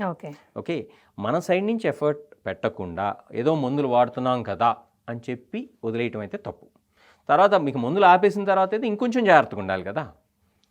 Obviously it make sense. అది ఏ రకంగా వెయిట్ లూజ్ అయినా కూడా, న్యాచురల్గా లూజ్ అయినా కూడా, అంటే ఎట్లాంటి మందులు లేకుండా ఎక్సర్సైజ్ డైట్ ద్వారా మాత్రమే లూజ్ అయినా కూడా అది కంటిన్యూస్ ప్రాసెస్. అది మెయింటెనెన్స్ ఉండాలి. ఇప్పుడు ఉందండి, ఒక వారం రోజులు జిమ్కి వెళ్ళకపోతేనో లేకపోతే డైట్ పాటించకపోతే గిలగల కొట్టేసుకుంటారు సీరియస్గా ఫిట్గా ఉండేవాళ్ళు. అలా కాకుండా అరే రోజు నేను తింటానే ఉంటాను, ఏది పడితే అది ఆల్కహాల్ తాగుతూనే ఉంటాను, పేపాలు నిద్రపోను, అసలు ఎక్సర్సైజ్ చేయను అని చెప్పంటే మరి వెయిట్ పుటాన్ కాక ఏం పుటాన్ అవుతారు? సో జీన్స్ని మనం మారలేం. కాబట్టి మన ఫోకస్ ఏంటంటే మన లైఫ్ స్టైల్ మీద ఉండాలి. Irrespective whether you're using Mounjaro or not, irrespective of whether you're taking Ozempic or not, focus should be on lifestyle. Especially if you're discontinuing the medication. ఒక 1 year తర్వాత నేను మానేస్తాను మందులు అనుకుంటే yes you can stop them, but make sure that you stick to the lifestyle that you are suppose to follow. ఈ plan obesity ఉన్న వాళ్ళకి, అదే డయాబెటీస్ ఉన్న వాళ్ళకి, మీ దగ్గరకు వచ్చిన పేషెంట్స్కి అసలు ఏ టైపు, అంటే ఏ స్టేజ్లో డయాబెటీస్ ఉన్న వాళ్ళకి మీరు ఈ ఇంజెక్షన్స్ ప్రిస్క్రైబ్ చేస్తారు మామూలుగా? యూజువల్గా టైప్ 1 డయాబెటీస్కి ప్రిస్క్రైబ్ చేయం. అది ఎక్స్క్లూజివ్గా టైప్ 1 డయాబెటీస్ ఉండి షుగర్ కంట్రోల్కి అయితే ఇవాళ రోజున మేము ప్రిస్క్రైబ్ చేయం. Type 2 diabetes which is the most common type of diabetes, type 2 diabetes అండి. ఒబేసిటీ ఉంటే కనుక డెఫినెట్గా we consider these group of medications. ఏవి ఇంక్రెటిన్ బేస్డ్ మాలిక్యూల్స్ అని ఏవైతే అంటామో, GLP-1 రిసెప్టర్ ఎగోనిస్ట్ అని ఏవైతే అంటామో, డ్యూయల్ ఎగోనిస్ట్ అని ఏవైతే ఉంటామో వాటిని కన్సిడర్ చేస్తుంటాం. సో వెయిట్ ఎక్కువగా ఉండేటువంటి వాళ్ళల్లో, కార్డియోవాస్కులర్ రిస్క్ ఎక్కువగా ఉండేటువంటి వాళ్ళల్లో ఎక్కువగా ప్రిఫర్ చేసేటువంటి గ్రూప్ ఆఫ్ మాలిక్యూల్స్ ఈ GLP-1 రిసెప్టర్ ఎగోనిస్ట్ లేదా డ్యూయల్ ఎగోనిస్ట్. సో ఎగ్జాంపుల్ చెప్తా. ఒక ప్రీ డయాబెటిక్ పేషెంట్, అంటే ఇంకా డయాబెటీస్ రాలా, 6.3 HbA1c, బట్ వెయిట్ ఎక్కువ ఉన్నారు, BMI ఒక 30 ఉందనుకుందాం. ఓకే, వెయిట్ ఒక 80 కిలోలు ఉన్నారనుకుందాం. ఆ వ్యక్తికి ఇవ్వచ్చు ఇది, బికాస్ వాళ్ళకి డయాబెటీస్ లేదు, but still if the person wants to lose weight we can give it. ఇంకొక ఎగ్జాంపుల్ ఇస్తా. ఇన్ దిస్ ఎగ్జాంపుల్ ఆ వ్యక్తి వెయిట్ ఒక సేమ్ 80 kilos, HbA1c అంటే 3 months షుగర్ యావరేజ్ ఏదైతే ఉందో టైప్ 2 డయాబెటీస్ వల్ల అది 7.3. సల్ఫనైల్ యూరియాస్ వాడుతున్నారు, గ్లిమెప్రైడో, గ్లైక్లజైడో. అవి వెయిట్ ఎక్సెస్గా పెంచేటువంటి మెడికేషన్స్. ఓకే. ఓకే, దాంతోపాటు మెట్ఫార్మిన్ కూడా వాడుతున్నారు. వాళ్ళు వెయిట్ లూజ్ అవ్వాలనుకుంటున్నారు, షుగర్ని కూడా కంట్రోల్ చేసుకోవాలనుకుంటున్నారు. వీలుంటే రివర్స్ కూడా చేసుకుందాం అనుకుంటున్నారు డయాబెటీస్. రివర్స్ అనేది నాన్ మెడికల్ టర్మ్, మా మెడికల్ భాషలో రెమిషన్ అంటాం. సో బట్ రివర్సల్ అనేది కూడా it's valid. Okay, so is it possible? It might be possible in group of patients. ఆ వ్యక్తికి మన సల్ఫనైల్ యూరియా తీసేసి, ఓకే, లైఫ్ స్టైల్ని కంటిన్యూ చేయమంటూ మెట్ఫార్మిన్ కంటిన్యూ చేస్తూ ఈ మెడిసిన్స్ ఇస్తే there is a high likelihood that the person might lose about 10 to 20% of body weight in a span of 1 year. Okay. ఈనాడు మధ్య ఒక్కొక్కసారి మెట్ఫార్మిన్ లాంటి ట్యాబ్లెట్స్ ఆపేసే పరిస్థితి కూడా వస్తుంది. ఈ ట్యాబ్లెట్స్, ఈ ఇంజెక్షన్స్ కూడా 1 year తర్వాత టెంపరీగా అయితే ఆపేసే పరిస్థితి రావచ్చు. I'm not guaranteeing anything here because everyone responds differently to different classes of medications. So diabetes reverse అయ్యే ఛాన్స్ కూడా ఉంది. డెఫినెట్గా ఉంది. ఇంతకుముందు మనం చెప్పుకున్నాం కదా, ప్రీ డయాబెటీస్ని వెనక్కి పంపించేసేయచ్చు, అంటే నాన్ డయాబెటిక్ రేంజ్లోకి, నాన్ ప్రీ డయాబెటిక్ రేంజ్లోకి పంపించేయచ్చు ఈ మెడిసిన్స్ ద్వారా. ఆ మాటకు వస్తే ఏ వెయిట్ లాస్ ప్రోగ్రామ్ ద్వారా అయినా సరే, సరైనటువంటి science based weight loss programme ద్వారా. ఇక్కడ చాలా ఇంపార్టెంట్, ఎందుకంటే సోషల్ మీడియాలో నాన్ మెడికల్ పీపుల్ ప్రాపగేట్ చేసేటువంటి so called weight loss programmes చాలా వరకు hoax. Sorry to say this, yes they are. మేమేమి పర్ఫెక్ట్ అని చెప్పట్లేదు. మేము ఇచ్చేటువంటి ప్రోగ్రామ్స్ కూడా కొన్ని సందర్భాల్లో పనిచేయవు. అన్ని సందర్భాల్లో కనుక పనిచేస్తాయని ఎవరన్నా చెప్తుంటే వాళ్ళు అబద్ధం చెప్తున్నట్టు. అందరికీ పనిచేస్తాయి. మనం ఉన్నటువంటి సైంటిఫిక్ డేటాని వాడుకుంటూ సరైనటువంటి మాలిక్యూల్స్ని సరైనటువంటి ఇండివిజువల్స్లో ఇతరత్ర కోమార్బిడిటీస్ని కన్సిడరేషన్లో తీసుకుంటూ పేషెంట్ ఎఫోర్డబిలిటీని కన్సిడర్ చేస్తూ మనం పేషెంట్ చాయిస్ని రెస్పెక్ట్ చేస్తూ కనుక మెడిసిన్స్ ఇస్తే తప్పకుండా దానివల్ల లాంగ్ లాస్టింగ్ బెనిఫిట్ ఉంటుంది. ఎస్పెషల్లీ ఇంతకుముందు మనం చెప్పుకున్నటువంటి బేసిక్స్ పాటిస్తే, ఏది exercise, diet, sleep and staying away from alcohol. ఈ 4 పాటిస్తూ మనం వీటిని ఇది ప్రిస్క్రైబ్ చేస్తే, అంతేకాని ఇక్కడ ఏది మిస్ అయినా కూడా అనుకున్నటువంటి రిజల్ట్స్ రాకపోవచ్చు. ఒకవేళ రిజల్ట్స్ టెంపరీగా వచ్చినా కూడా సస్టైన్ కాలేం ఆ బెనిఫిట్ని. So long term benefit sustain కావాలంటే ఒక టెండూల్కర్ లాగా ఒక లాంగ్ టర్మ్ ఇన్నింగ్స్ ఆడాలి అని అంటే కాంబ్లీ లాగా కాకుండా మనం ఏంటంటే ఒక డిసిప్లిన్ ఉండాలి. Discipline with life style, discipline with following science based methodologies. అప్పుడు మాత్రమే అది వెయిట్ లాస్ ప్రోగ్రామ్స్ కావచ్చు, టైప్ 2 డయాబెటీస్ రివర్సల్ ప్రోగ్రామ్స్ కావచ్చు, సక్సెస్ఫుల్ అవుతాయి. లేదంటే short term innings, unfortunately like Kambli గారు. ఇప్పుడు సపోజ్ డయాబెటీస్ ఉన్నాళ్ళు ఆల్రెడీ టాబ్లెటో ఇన్సులినో ఏదో తీసుకుంటూ ఆల్రెడీ మీ దగ్గరికి వచ్చారు. వచ్చిన వాళ్ళకి మీరు మోంజారో ప్రిస్క్రైబ్ చేశారు. అయితే ఈ మోంజారో వాడుతూ అవి కూడా వాడాలా, లేకపోతే వాటిని కంప్లీట్గా మీరు తీసేసి ఓన్లీ మోంజారో వాడమని చెప్తారా? ఎలా డిసైడ్ అవుతారు? మంచి ప్రశ్న అడిగారు. ఇప్పుడు అంటే ఎగ్జాంపుల్స్ ఇస్తే మీకు ఈజీగా అర్థమవుతుంది. మీకన్నా కూడా ప్రేక్షకులకి మనం దృష్టిలో పెట్టుకుని మాట్లాడాలి కదా. సో ఒక ఎగ్జాంపుల్ ఇస్తున్నాను. ఎవరికైనా HbA1c 9% ఉంది, అంటే షుగర్ లెవెల్స్ బాగా ఎక్కువ ఉన్నాయి. వాళ్ళు ఆల్రెడీ రెండు రకాల మందులు వాడుతున్నారు అనుకుందాం, సల్ఫనైల్ యూరియాస్ అండ్ మెట్ఫార్మిన్. ఆ వ్యక్తిలో ఇనీషియల్ స్టేజ్లో నేను సల్ఫనైల్ యూరియాస్ ఆపకుండానే మెట్ఫార్మిన్ ఆపకుండానే ఈ మోంజారోనో లేకపోతే విగోవినో స్టార్ట్ చేస్తాను. ఓకే, ఎందుకంటే HbA1c చాలా ఎక్కువ ఉంది కదా, 9%. లేటర్ తర్వాత ఫాలోఅప్లో ఆపుతానేమో sulphonylureas, depending on how the patient is respond. But ఆ ఇనిషియల్ స్టేజ్లో I may not be stopping the sulphonylureas or metformin. ఇంకొక ఎగ్జాంపుల్ ఇస్తాను. ఈ ఎగ్జాంపుల్లో HbA1c ఈజ్ ఓన్లీ 6.7 అనుకుందాం. వాళ్ళు మెట్ఫార్మిన్ D4 inhibitors, metformin and sulphonylureas, metformin and SGLT2 inhibitors వాడుతున్నారు అనుకుందాం. ఆ వ్యక్తికి బహుశా నేను ఆ 2 మెడికేషన్స్ కూడా తీసేసి అప్పుడు ఇది పెడతా. ఎందుకు? లో షుగర్ కాకుండా. ఎందుకంటే ఆల్రెడీ 6.7 ఉంది HbA1c, అంటే ఇట్స్ వెల్ కంట్రోల్డ్. సో ఇలా మనం పరిగణలో తీసుకోవాలి. ఇంకొక ఎగ్జాంపుల్ ఇస్తా. ఇన్సులిన్ వాడుతున్నారు అనుకుందాం, రోజుకు 30 యూనిట్ల ఒక వ్యక్తి. ఇన్సులిన్ వల్ల వెయిట్ పుట్ ఆన్ అవుతారండి యూజువల్గా. సో ఇన్సులిన్ వాడుతున్నారు అనుకుందాం అని స్టడీస్ చెప్తున్నాయి. స్టడీస్ ఏదైనా నేను ఒక నిమిత్త మాత్రం ఒక సైన్స్ స్టూడెంట్ని మాత్రమే. ఓకే, నేను చెప్పేది what science says. I'm not saying what I believe, I'm saying what science is saying at this moment. Okay, and science is an evolving subject. నిన్నుంది ఇవాళ ఉండదు, ఇవాళ ఉంది రేపు ఉండదు. అవును. అదే కదా నిరంతర పరిశోధన It's true. అంటే. సో వాట్ సైన్స్ సేస్ ఒక పర్సన్ ఇన్సులిన్ వాడుతుంటే వెయిట్ గెయిన్ అవుతారు. ఆ వెయిట్ గెయిన్ని మనం తగ్గించాలి అని అంటే కూడా ఈ మెడిసిన్స్ పనిచేస్తాయి. సో ఉదాహరణకి ఇన్సులిన్ వాడటం వల్ల ఒక వ్యక్తి 5 ఏళ్లలో 5 కిలోలు పెరుగుతారు అనుకుందాం. మనం ఇన్సులిన్ కంటిన్యూ చేస్తేనే తక్కువ డోసెస్లో ఈ మెడిసిన్స్ కూడా వాడితే ఆ 5 కిలోలు పెరగకుండా 5 ఇయర్స్లో మనం ఆపచ్చు.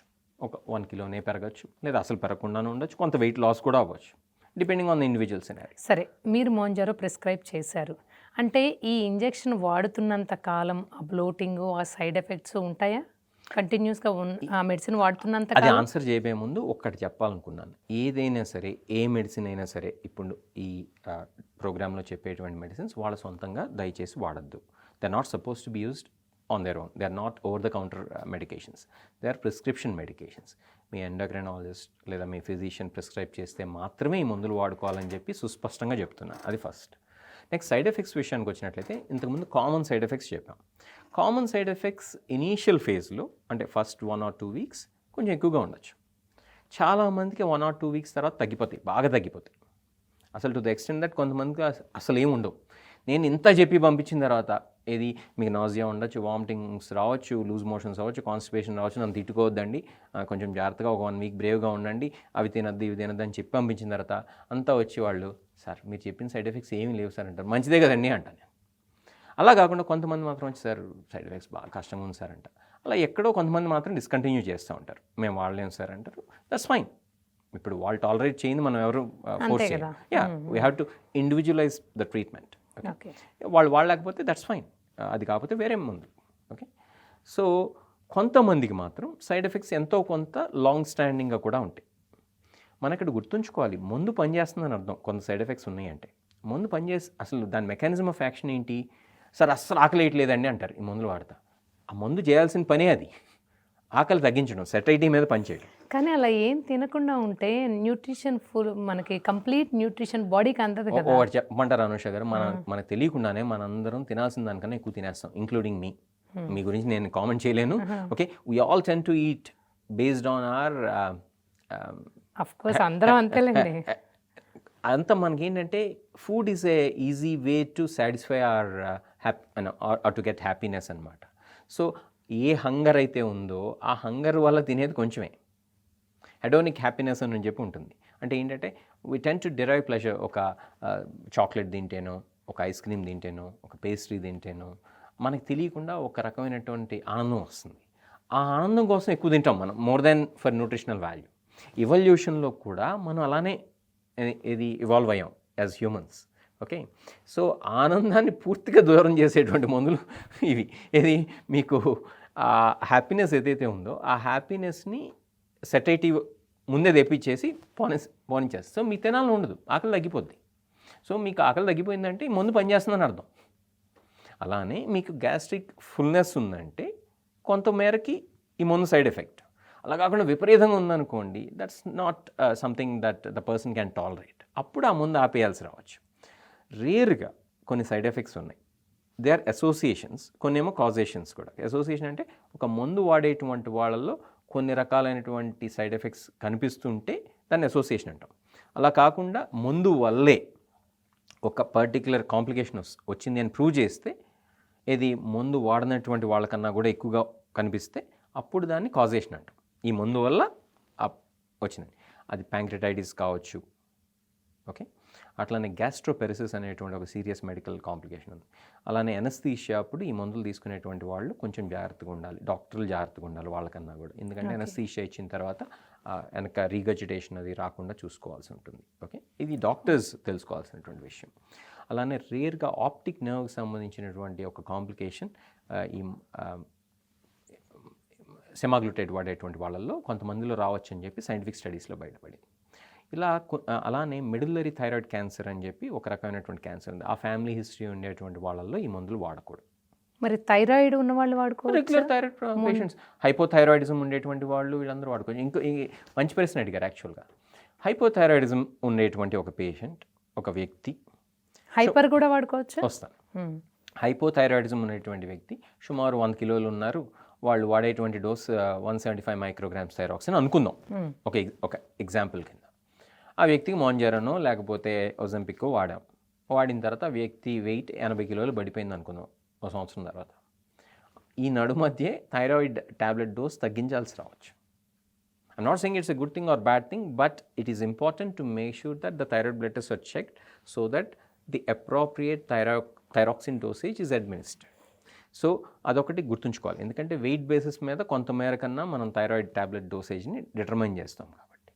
అంతేగాని blanket for the rest of the life 175 micrograms dosage కాదు అనేది నేను ఇక్కడ చెప్తున్నాను. Especially when you lose weight, ఇది న్యాచురల్గా కావచ్చు లేకపోతే మెడికేషన్స్ ద్వారా కావచ్చు. ఇది మనం తెలుసుకోవాలి ఒకటి. కానీ మీరు ఇప్పుడు చెప్తున్నారు కదా మేబీ తగ్గొచ్చు అని, ఆ తగ్గడం అనేది టెంపరీనా పర్మనెంటా? ప్రపంచంలో పర్మనెంట్ ఏది ఉంది అనూష గారు? ఏది పర్మనెంట్ కాదు కాబట్టి ఈ వెయిట్ లాస్ అనేది టెంపరీ అయినా సరే డెఫినెట్గా మనకి లాంగ్ స్టాండింగ్ బెనిఫిట్స్ ఉంటాయి.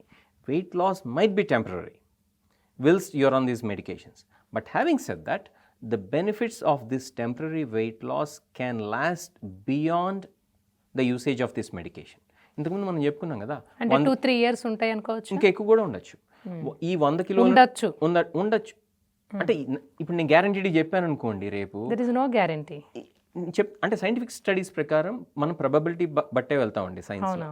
ఓకే, 100 మందికి వాడితే 80 మందికి బెనిఫిట్ ఉండొచ్చు, 20 మందికి ఉండకపోవచ్చు.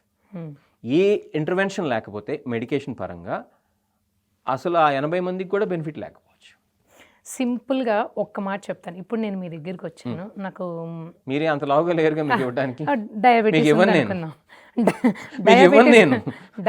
ఉందనుకున్నా, మీ BMI 27 దాటి లేకపోతే నేను వద్దు, మీకు ఇది ఆఫ్ ద లైసెన్స్ అవుద్ది, మీకు అవసరం లేదనే చెప్తాను. సో ఇంకోటి అనుకోండి, ఐఎమ్ టైప్ 2 డయాబెటిక్ అనుకోండి, అనుకుందాం. ఓకే, మోంజారో నేను మిమ్మల్ని రిక్వెస్ట్ చేశాను ప్రిస్క్రైబ్ చేయండి, నేను ప్రతిరోజు ఈ టాబ్లెట్స్ ఈ ఇన్సులిన్ తీసుకోలేకపోతున్నాను అన్నాను అనుకోండి. సో మీరు ప్రిస్క్రైబ్ చేస్తారా నాకు? It's an informed decision and it's a decision based on patients choice as well as the comorbidities. మీ వెయిట్ ఎంత అనేది పరిగణలోకి తీసుకుంటాం, మీ BMI ఎంత అనేది పరిగణలోకి తీసుకుంటాం, మీ కోమార్బిడిటీస్ ఏమున్నాయి అనేది పరిగణలోకి తీసుకుంటాం, మీకు ఏమన్నా పాలిసిస్టిక్ ఓవేరియన్ సిండ్రోమ్ ఉందా, స్లీప్ యాప్నియా ఉందా, మీ BMI 27 అండ్ అబోవ్నా కాదా. ఓకే, యూజువల్లీ 27 అండ్ అబోవ్ అయితే టెక్స్ట్ బుక్ ఇండికేషన్. 27 కన్నా ఎక్కువ BMI ఉండి మీకు టైప్ 2 డయాబెటీస్ ఉంటే పెద్దగా ఎక్కువగా ఆలోచించిన అవసరం లేదు, as long as you don't have contraindications. Okay, and as long as you're willing to pay for that. Okay, సరే, నేను రెడీ అయిపోయాను పే చేయడానికి. ఓకే, ఇప్పుడు నేను మిమ్మల్ని ఏం అడుగుతున్నానంటే, ఈ ఇంజెక్షన్ ప్రిస్క్రైబ్ చేయించుకోవడానికి ముందు మీరు ఇవన్నీ, నాకు స్లీప్ యాప్నియా ఉందనుకుందాం, సో అది పోయే ఛాన్స్ ఉందని చెప్తున్నారా, పోతుంది అని గ్యారంటీ ఇస్తున్నారా? నాకు గ్యారంటీ కనుక ఎవరైనా ఇస్తుంటే ఓకే, మీరు వాళ్ళ దగ్గరికి వెళ్ళదు, నా దగ్గరికైనా సరే, నేను కనుక నిజంగా కనుక గ్యారంటీ అని నేను చెప్తున్నానంటే అబద్ధం చెప్తున్నట్టు. గ్యారంటీడ్ ఏది లేదండి సైన్స్ ప్రకారం. దెర్ ఇస్ నథింగ్ లైక్ ఈ 100 మందికి ఇస్తే 100 మందికి ఇది జరుగుతుందని ఎవరైనా చెప్తుంటే అబద్ధం చెప్తున్నట్టు. 100 మందికి ఇస్తే 70 మందిలో బెనిఫిట్ ఉంటుందా, ఉంటే ఎంత మేరకు బెనిఫిట్ ఉంటుంది అనేది చెప్పేదే సైన్స్. అంతేగాని మీరు 100 మందికి 100 మంది బెనిఫిట్ అవుతారు దీని ద్వారా అని చెప్తే వాళ్ళు ఇది తాంత్రిక్ గురువుస్ అన్నా అయి ఉండాలి, దేవుడు అన్నా అయి ఉండాలి, వాళ్ళు డాక్టర్లు కాదు. డాక్టర్లు చెప్పగలిగేది ఏంటంటే 100 మందికి ఇస్తే 70 మందికి బెటర్ కావచ్చు, మిగతా 30 మందికి బెనిఫిట్ ఉండొచ్చు ఉండకపోవచ్చు అని చెప్పగలుగుతారు. అది కూడా సైంటిఫిక్ స్టడీస్ బట్టి, అంటే ఒక ఎగ్జాంపుల్ కింద చెప్తున్నా. కాబట్టి I can't guarantee you, but what I can say is if I using you, your chance of losing weight అది ఒక 10 కిలోలు, అంటే depending on your baseline weight, in a span of 6 months is so and so, in 1 year is so and so, and your chance of your HbA1c improving is so and so, your chance of having heart attack might decrease by so and so. May decrease. Might. అంటే 100 మందిలో వాడితే 70 మందిలో benefit ఉంటుంది, 60 మందిలో benefit ఉంటుంది, 50 మందిలోనే benefit ఉంటుంది, అసలు ఎవరిలో ఉండదు. అంటే ఊరికి చెప్తున్నా అనేది చెప్పేది సైన్స్. ఆ సైన్స్ బేస్డ్ ఈక్వేషన్స్ నేను మీతో చెప్తా. మీకు 100% మీకు తగ్గిపోద్ది. ఇప్పుడు ఒక పేషెంట్ వచ్చారు, మీకు 100% తగ్గిపోద్దని ఎవరైనా చెప్తుంటే ఆ డాక్టర్ దగ్గరికి వెళ్ళొద్దని చెప్తాను నేను. 100% తగ్గిపోద్దని ఎలా చెప్తాం? సైన్స్ అది చెప్పదే. టైప్ 2 డయాబెటీస్తో మీరు వచ్చారని చెప్తున్నారు, మీ వెయిట్ సో అని చెప్తున్నారు, మీ ఛాన్స్ ఆఫ్ షుగర్ కంట్రోల్ ఇంతండి, ఒక 70-80% that it might be control. there is even a 20 or 30% chance it might be reversed, again based on your HbA1c, based on your lifestyle, based on your other comorbidities. ఇవి నేను చెప్పగలుగుతా. అంతేగాని మీకు గ్యారంటీడ్గా మీకు heart attack రాదు, మీకు గ్యారంటీడ్గా ఏ జబ్బు రాదు, మీ గ్యారంటీడ్గా మీరు సన్నగా 0 సైజ్కి వెళ్ళిపోతారని చెప్తే నేను డాక్టర్ని కాదు, ఐఎమ్ ఏ ఫ్రాడ్స్టర్ కింద వస్తా అప్పుడు. So because I'm not a fraudster, I can't say this. What I say is, చూడండి మీకు ఈ మందు వాడితే మీకు ఈ బెనిఫిట్ ఉండొచ్చు, ఉండే ఛాన్స్ చాలా ఎక్కువ అని చెప్పగలుగుతా. అది మనకి సైన్స్ నేర్పినటువంటి పాఠాలు. అదే సైడ్ ఎఫెక్ట్స్ మళ్ళీ ఒక్కసారి అంటే మైనర్ జనరల్గా కామన్గా కనిపించే సైడ్ ఎఫెక్ట్స్ నాజియా అంటే వికారంగా ఉంటాం, వామిటింగ్స్, కొంతమందిలోనే వామిటింగ్స్ వస్తాయి. నా పేషెంట్స్లో అయితే అంటే నేను ముందు చాలా బాగా కౌన్సిల్ చేస్తానని అనుకుంటున్నా, ఏమని ఈ సైడ్ ఎఫెక్ట్స్ ఉండొచ్చు, దీనికి ప్రిపేర్ అయి ఉండాలి, ఇవి రాకుండా ఉండాలంటే ఇవి చేయాలి, అది చాలా ఇంపార్టెంట్. మనం పేషెంట్కి చెప్పకుండా ఇవన్నీ స్మాల్ పోర్షన్ ఫుడ్ ఎక్కువసార్లు తీసుకోవచ్చు, అంతేగాని ఒకేసారి ఎక్కువగా తినకూడదని చెప్పకుండా మన పేషెంట్ని పంపిస్తాం అనుకోండి ముందు రాసి, వాళ్ళకి ఎక్కువ సైడ్ ఎఫెక్ట్స్ వస్తాయి న్యాచురల్గా. అలా కాకుండా చూడండి మీకు ఈ సైడ్ ఎఫెక్ట్స్ రావచ్చు, ఈ సైడ్ ఎఫెక్ట్స్ రాకుండా ఉండాలన్నా లేకపోతే తగ్గించుకోవాలన్నా మీరు ఈ పనులు చేయాలి 1 2 3 4 అని చెప్పి 1కి 2 సార్లు చెప్తే ఇష్టమైన వాళ్ళే వాడుకుంటారు ముందు. అప్పుడు the chance of the medicine succeeding in what it should do will be higher. The patient will also be happy, I will also be happy. Pharma company వాడు కూడా హ్యాపీగా ఉంటాడు, ఎందుకు మందు వాడుతున్నారు, దానివల్ల బెనిఫిట్ అవుతున్నారు. So it's a win win situation for everyone. అలా కాకుండా వచ్చిన వాళ్ళందరికీ ఇది వాడుకోండి అని చెప్పి వాళ్ళని కౌన్సిల్ చేయకుండా మనం రాస్తే మందు వల్ల సైడ్ ఎఫెక్ట్స్ ఎక్కువ ఉంటాయి. కాబట్టి ఇంతకుముందు మనం చెప్పుకున్నట్టు బేసిక్స్ ఏవైతే ఉన్నాయో we need to adhere to that. తక్కువ క్వాంటిటీ ఫుడ్ ఎక్కువసార్లు తీసుకోండి, ఎక్కువ క్వాంటిటీ ఒకేసారి తీసుకోవద్దు, ఆల్కహాల్ని స్పైసీ ఫుడ్కి దూరంగా ఉండండి, ఆయిలీ ఫుడ్, ఘీ అని స్పెసిఫిక్గా చెప్తుంది. ఎందుకంటే మన వాళ్ళు ఘీని ఆయిలీ ఫుడ్ కింద కన్సిడర్ చేయరు, అది సెపరేట్. మీరు అన్నారు కదా అందులో ఆయుర్వేదిక్ అని, సో అనే లైటర్ వెయిన్, ఓకే.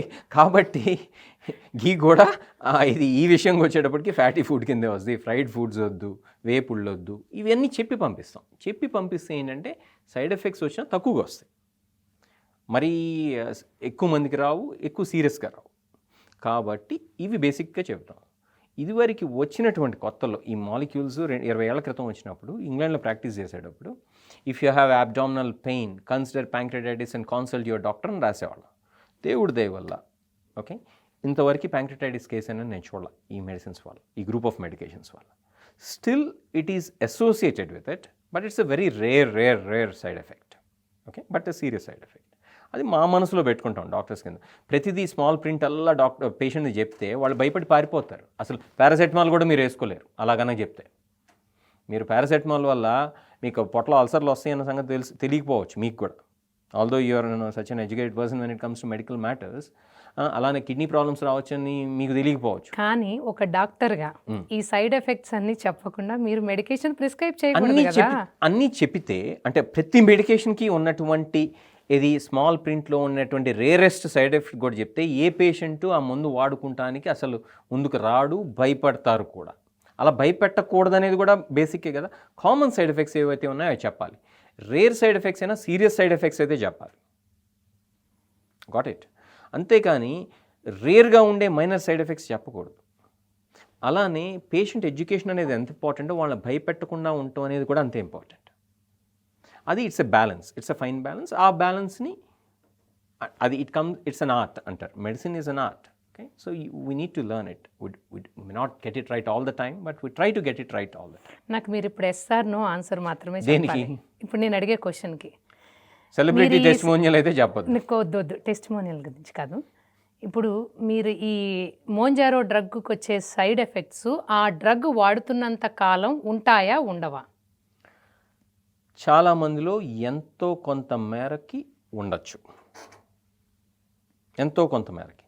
కొద్ది మందిలో మాత్రం అసలు ఉండకపోవచ్చు. అది నిజం. అంటే this what science says and this what we see in clinical experience కూడా. ఇంకొకటి కూడా చూడాలి, సైన్స్ని మనం అప్లై చేస్తున్నప్పుడు సైంటిఫిక్ స్టడీస్లో మనం చూసినటువంటి డేటా ఏదైతే ఉందో ఎగ్జాక్ట్గా క్లినికల్ ప్రాక్టీస్లో రెప్లికేట్ అవ్వదు. కొంత బెటర్గా ఉండొచ్చు, కొంత తక్కువగా ఉండొచ్చు. ఎందుకంటే సైంటిఫిక్ స్టడీస్ చేసేటప్పుడు 1000 మందిలోనో 10,000 మందిలోనో ఈ ఫార్మా కంపెనీస్, అది కంట్రోల్డ్ ఎన్వైర్న్మెంట్, అది డిఫరెంట్ ఎన్వైర్న్మెంట్ అనమాట. క్లినికల్ ప్రాక్టీస్లో చూసేటువంటి ఎన్వైర్న్మెంట్ డిఫరెంట్. ఇప్పుడు నేను అపోలో జూబ్లీ హిల్స్లో ప్రాక్టీస్ చేస్తాను. కొంతమంది రూరల్ ఏరియాస్లో ప్రాక్టీస్ చేస్తుంటారు. అక్కడ ఉండేటువంటి పేషెంట్ పాపులేషన్ వేరు, ఇక్కడ నా దగ్గరకు నా దగ్గర మిక్స్డ్ పాపులేషన్ వస్తారు. అక్కడ ఉండేటువంటి వాళ్ళకి అవేర్నెస్ అంత ఉండకపోవచ్చు. ఇప్పుడు మీలాంటి వాళ్ళు ఎక్కువ మంది వస్తారనుకోండి మా దగ్గరికి, ఐ మీన్ వాళ్ళ అవేర్నెస్ వేరేగా ఉంటుంది. సో ఆ సైడ్ ఎఫెక్ట్ ప్రొఫైల్ కావచ్చు, లేకపోతే బెనిఫిట్స్ కావచ్చు, లేకపోతే వాళ్ళ ఎక్సర్సైజ్ చేసే హ్యాబిట్ కావచ్చు, డిఫరెంట్గా ఉంటుంది. సో ఏ ఏరియాలో ప్రాక్టీస్ చేస్తాం, ఎలాంటి పేషెంట్స్ వస్తారు, వాళ్ళ యొక్క ఎఫోర్డబిలిటీ ఏంటి, వీటన్నిటిని కన్సిడరేషన్లో తీసుకుని మాత్రమే రాయాలి మందులు రాసేటప్పుడు కూడా. వాళ్ళకి చెప్పేది కూడా ఎంత మేరకి మనం చెప్పాలి, వాళ్ళ భాషలో చెప్పాలి, అది కూడా చాలా అవసరం. అలా కాకుండా మేమేదో ఇది పాష్ మెడికల్ జార్గన్ వాడుతా చెప్పామనుకోండి, you may have the rare side effect of pancreatitis అని పేషెంట్ అటు నుంచి అంటే పారిపోతాడు. అది ఎక్కడో అసోసియేషన్, అది రేర్ అసోసియేషన్ పట్టుకొచ్చి as you may develop pancreatitis rarely అంటే ఏం డాక్టర్ నాకు అటు నుంచి అంటే చనిపోతాను దీనివల్ల అనేటువంటి భయం కూడా కలగచ్చు పేషెంట్కి. కాబట్టి ఎంత మేరకి చెప్పాలి, ఎంత మేరకు ఎడ్యుకేట్ చేయాలనేది అది it's the description of the clinician. Okay, and it's based on the science that is available. అది సో డెఫినెట్గా సైడ్ ఎఫెక్ట్స్ అయితే ఎంతో కొంత చాలామందిలో ఉంటాయి లాంగ్ రన్లో కూడా. But that's how the medication works. మీరు గ్రహించాల్సింది ఏంటంటే, నాకు ఆకలి ఉండట్లేదని గొడవ చేస్తుంటే ఒక వ్యక్తి మోంజారో వాడేటువంటి వ్యక్తి, that's the action of the medication. మీరు మందు వేసుకుంటుంది అందుకే, అలాంటప్పుడు యూ కాంట్ కంప్లైన్, రైట్? ఆకలి ఎక్కువగా ఉండే కదా ఎక్కువ తినేస్తుంది, ఆ ప్లెజర్ కోసమే కదా తింటుంది. ఆ ప్లెజర్ని తగ్గిస్తుంది, ఆటోమేటిక్గా మీ సెటైటీ బెటర్ అవుతుంది. సెటైటీ బెటర్ అయినప్పుడు మీరు తక్కువ తింటున్నారు. So it's working, be happy. Hyperthyroidism ఉన్న వాళ్ళు వాడచ్చా? ఇది ట్రికీ క్వశ్చన్. ఇప్పుడు హైపర్ థైరాయిడిజం కనుక సరిగ్గా ట్రీట్ చేయకపోతే people can lose weight, but it's not a healthy way of losing weight. Okay, you lose lot of muscle mass which is dangerous, and it can also lead to heart problems, ఇలా చాలా ఉన్నాయి. So ముందు hyper thyroidism అయితే నేను treat చేసుకుంటాను ఈ మందులు రాయిపోయే ముందు. అది కంట్రోల్లో ఉండి పేషెంట్ కనుక నేను మందులు వాడతాను అండి, నాకు ఒబేసిటీ ఉంది ఓకే అని అంటే I may consider it as a special case. But control కాకుండా అయితే నేను పర్సనల్గా అయితే I'm not keen to give these medications such as Ozempic or Mounjaro in uncontrolled hyperthyroidism cases. ఎందుకంటే ఆ హైపర్ థైరాయిడిజం అన్కంట్రోల్డ్ కాంప్లికేషన్స్ చూస్తున్నానా, లేకపోతే ఈ మందు వల్ల వచ్చినటువంటి కాంప్లికేషన్స్ చూస్తున్నానా, మందు వల్ల వచ్చేటువంటి బెనిఫిషియల్ ఎఫెక్ట్ చూస్తున్నానా, నాకు అర్థం కాదు, పేషెంట్ కూడా అర్థం కాదు. So I would first stabilise the hyperthyroidism, treat it. When it is controlled, I may consider on an individual basis. But కానీ హైపోథైరాయిడిజం ఉంటే మాత్రం మీరు ట్రీట్ చేస్తారు. హైపోథైరాయిడిజం ఉండి I don't think it's a contraindication per se. So hypothyroidism మందుల మీద ఉండి కంట్రోల్లో ఉంటే ఈ ట్రీట్మెంట్ని వెయిట్ లాస్ కోసం, టైప్ 2 డయాబెటీస్ కంట్రోల్ కోసం, లేకపోతే వేరే కోమార్బిడిటీస్ ఏవైతే చెప్పుకున్నాం కదా, అది sleep apnoea, obstructive sleep apnoea కావచ్చు, లేకపోతే ఫ్యాటీ లివర్ కావచ్చు, ఆస్టియో ఆర్థరైటిస్ కావచ్చు, మోకాళ్ళ నొప్పులు ఎంతమంది సఫర్ అవుతూ ఉంటారండి. మన అమ్మలు, అమ్మమ్మలు, నాయనమ్మలు, తాతగారులు, అంకుల్స్, ఆంట్స్, ఎంతమందికి మోకాళ్ళ నొప్పులు ఇది ఉపకాయం వల్ల వచ్చినాయి. నేను చెప్తున్నా ఏంటంటే, ఇది వాడేసినందువల్ల వాళ్ళ మోకాళ్ళ నొప్పులు పూర్తిగా పోతాయని చెప్పట్లేదు, మళ్ళీ అలా తీసుకోవద్దు. బట్ డెఫినెట్గా పెయిన్ కంట్రోల్ అయితే చాలా బెటర్గా ఉంటుంది. It's not a replacement for knee replacement surgery. That's not quite what I am saying. What I am saying is డెఫినెట్గా పెయిన్ కంట్రోల్ అయితే బెటర్గా ఉంటుందని NEJMలో పబ్లిష్ అయినటువంటి ఒక ఆర్టికల్లో తెలిసింది. So again it boils down to science. ఓజంపిక్ కానీ మోంజారో కానీ ఇంజెక్షన్స్ వాడిన తర్వాత, అంటే వాడటం ఆపేసిన తర్వాత వాటి సైడ్ ఎఫెక్ట్స్ ఉంటాయా, ఉండవా? యూజువల్గా ఒక మెడికేషన్ డిస్కంటిన్యూ చేసిన కొన్ని వీక్స్ తర్వాత, ఎస్పెషల్లీ ఇలాంటి మెడికేషన్స్ వాడిన తర్వాత వాటి సైడ్ ఎఫెక్ట్స్ ఉండేటువంటి ఛాన్స్ అయితే ఉండకపోవచ్చు in the vast majority of people. ఇంతకుముందు మనం చెప్పుకున్నట్టు nausea, vomiting, constipation, loose stools, pancreatitis ఇలాంటి రిస్క్స్ అయితే యూజువల్గా ఉండవు. ఏది ఆపేసిన తర్వాత వీక్ ఆర్ 2 తర్వాత. ఎందుకు నేను కానీ ప్రెగ్నెన్సీ తెచ్చుకోబోయే ముందు ఓకే, యూజువల్గా ఈ సెమాగ్లూటైడ్ ఇంజెక్షన్స్ వాడుతున్నటువంటి వాళ్ళల్లో యూజువల్గా 2 months ఆపేసిన తర్వాత మాత్రమే ప్రెగ్నెన్సీ ప్లాన్ చేసుకోమని చెప్తారు. అంటే ఎందుకు చెప్తున్నానంటే, అటువంటి మహిళలు ఎవరైనా ఉంటే వాళ్ళ డాక్టర్ని సంప్రదించి మాత్రమే వాళ్ళు ప్లాన్ చేసుకోవాలి. అంతేగాని ఈ మెడికేషన్స్ వాడుతున్నప్పుడు ప్రెగ్నెన్సీ అలానే లాక్టేషన్ ఇలాంటివి చేయకూడదు. లాక్టేషన్ అంటే అదే పాలు ఇవ్వటం, అర్థమైంది. ఇలాంటివి కూడా మనం పరిగణలో తీసుకోవాలి. Is women planning pregnancy. వచ్చిన ఎగ్జాంపుల్ చెప్తా. ఒక లేడీ విజయవాడ నుంచి, మీ ఊరి నుంచే వచ్చారు. She came all the way and she was pretty obese, 90 kilos plus ఉన్నారు. ఓకే. అండ్ డాక్టర్ గారు నేను వాడుకోవాలి, డైరెక్ట్ రావడమే నేను మోంజారో వాడుకుంటానండి. ఆమెకు డయాబెటీస్ కూడా నేనే డయాగ్నోజ్ చేశాను.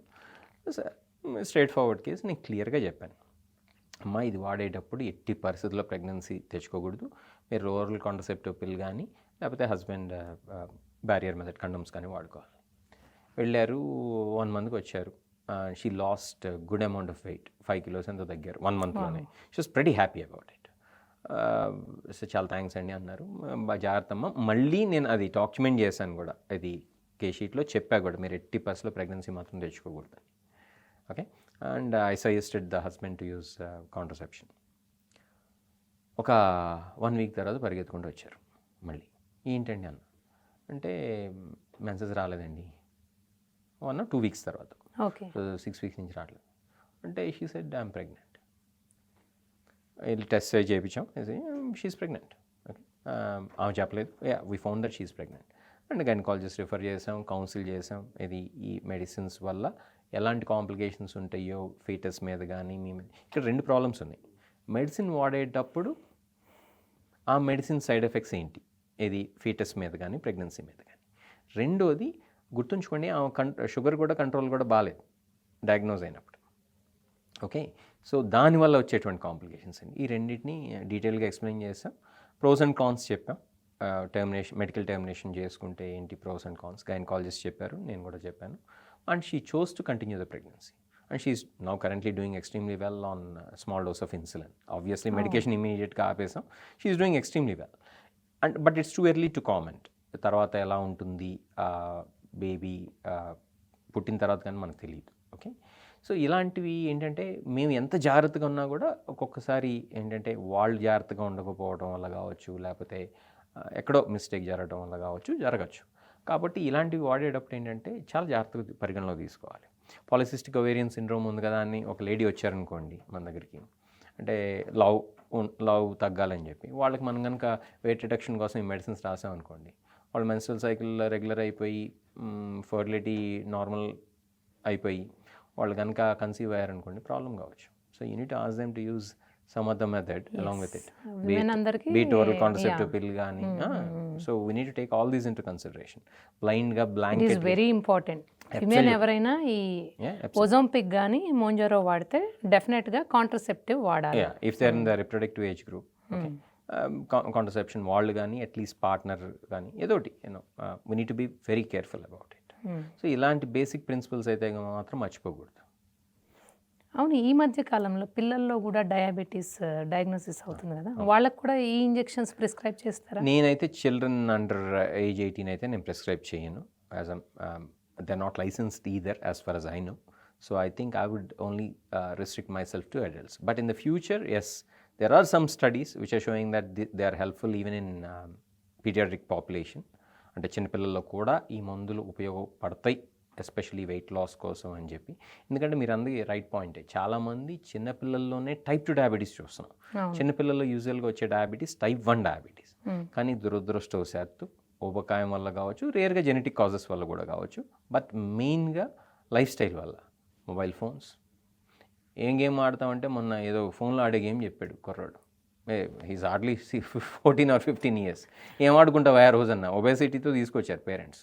ఏం ఆడుకుంటావా అంటే నా పేరు కూడా తెలియదు, అది ఏ గేమ్ అన్న ఇది నాకు తెలియదు, మొబైల్లో గేమ్ అని చెప్పి అన్నాడు. ఇంకో మరి బరువు తగ్గమంటే ఎక్కడ తగ్గుతాడు? ఆడుకోవాలంటే నాకు తెలిసిన ఆటలు బయటికి వెళ్ళి ఆడుకునే ఫుట్బాలో లేకపోతే షటిల్లో లేకపోతే పోనీ క్రికెట్ లాంటి గేమ్స్. ఓకే, మన ఇండియాలో పాపులర్ కాబట్టి. అంతేగాని if somebody says I like this game and I'm playing this game, ఇంకా ఆన్సర్ ఏముంది నా దగ్గర? ఆన్సర్ ఒకటే, బాబా మొబైల్ ఫోన్ పక్కన పడేసి play real games and sports అని చెప్పడం. సో ఈ కల్చర్ వల్ల, దాంతోపాటు ఎడ్యుకేషన్ మాత్రమే ఫోకస్ చేస్తూ హెల్త్ మీద ఫోకస్ లేనటువంటి ఎన్వైర్మెంట్లో కోళ్ళ ఫారాల్లో పిల్లల్ని పెట్టినట్టు ఈ సో కాల్డ్ రెసిడెన్షియల్ స్కూల్స్లో పెట్టేసి కోచింగ్ సెంటర్స్లో పెడతాం వల్ల కావచ్చు. Third problem is because of junk food. Okay, అవునండి. ద అడ్వర్టైజ్మెంట్ ఇండస్ట్రీ, అవును. Be chips, pizzas, burgers, Cokes and Pepsis, వీటి వల్ల కావచ్చు. డెఫినెట్గా రిస్క్ ఆఫ్ ఒబేసిటీ అయితే బాగా విపరీతంగా పెరిగిపోతుంది in children. Okay, I'm restricting to children. Mobile phone usage is a big menace in children. So వీటిని మనం కంటైన్ చేస్తే కొంతమేరకైనా సరే వాళ్ళల్లో ఒజెంపిక్లు, వాళ్ళల్లో మోంజారోస్ వాడుకోవాల్సినటువంటి అవసరం ఈవెన్ సైంటిఫిక్ స్టడీస్లో అవి సేఫ్ అని తెలిసినా కూడా వాడే అవసరం రాకపోవచ్చు అని చెప్పి కోరుకుంటున్నాను. So I think we need to stick to basics when it comes to kids. They are very precious. ఈ మోంజారో కానీ ఓజాంపిక్ కానీ ఎవరు ప్రిస్క్రైబ్ చేయొచ్చు, అంటే ఏ డాక్టర్స్ ప్రిస్క్రైబ్ చేయొచ్చు? యూజువల్గా any prescription medication is suppose to be prescribed by somebody who is qualified to prescribe it. Qualification ఉండాలి.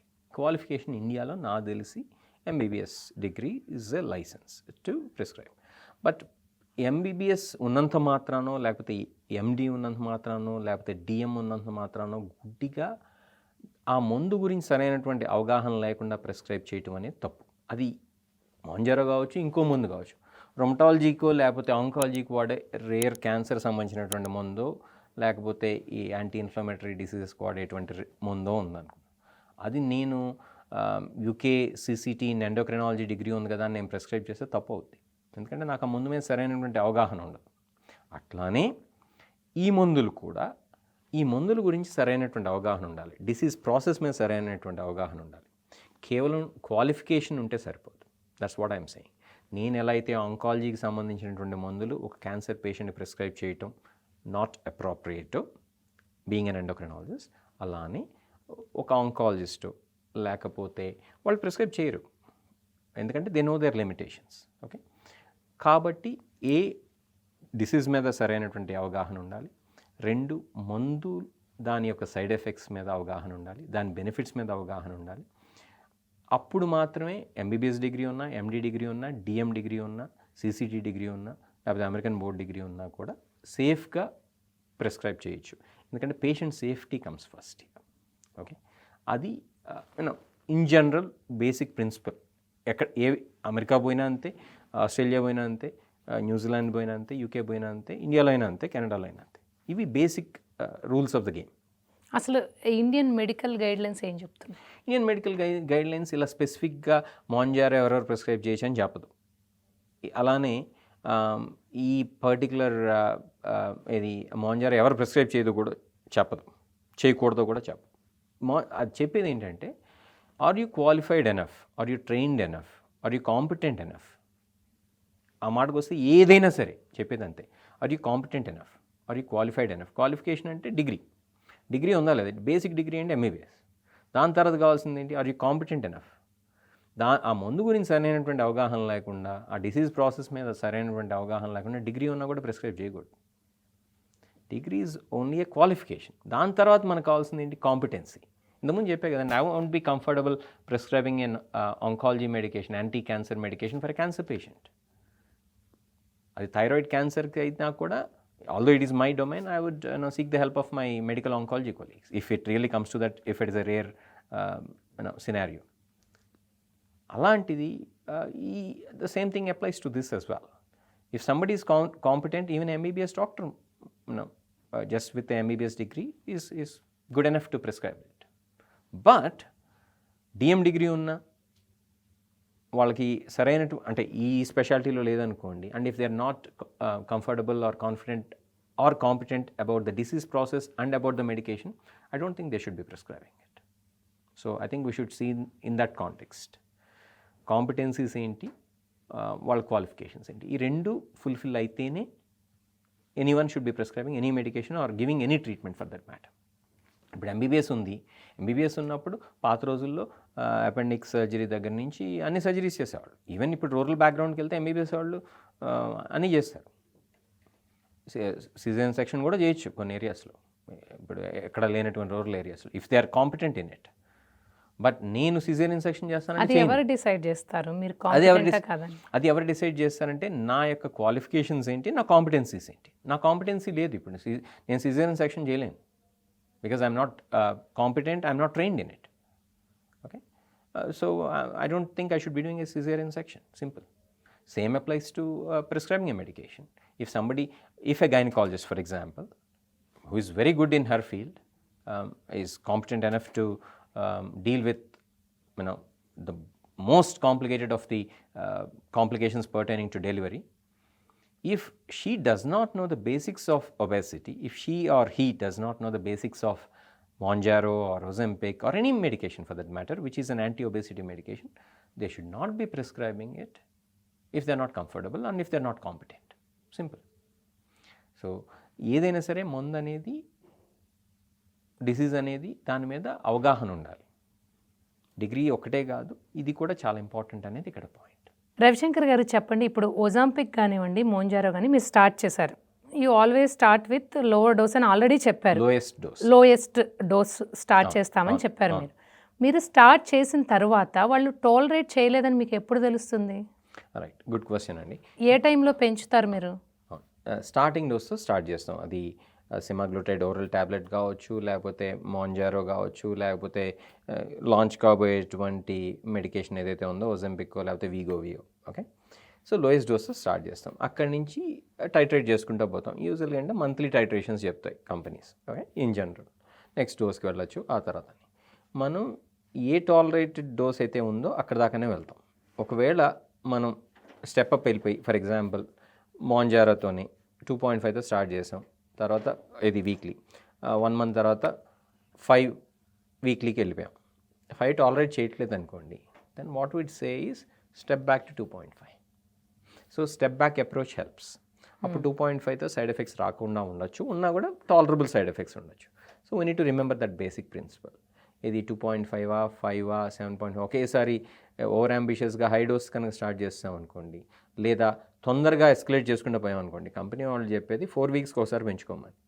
Okay, అది కూడా టాలరేట్ చేస్తుంటే, మనం అట్లా కాకుండా ఆవేశంతో తొందరగా వెయిట్ లాస్ అచీవ్ చేసేసేయాలని చెప్పి ఎవ్రీ 2 weeks కనుక మనం పెంచుకుంటూ పోయాం అనుకోండి, అప్పుడు it would backfire in a bad వే.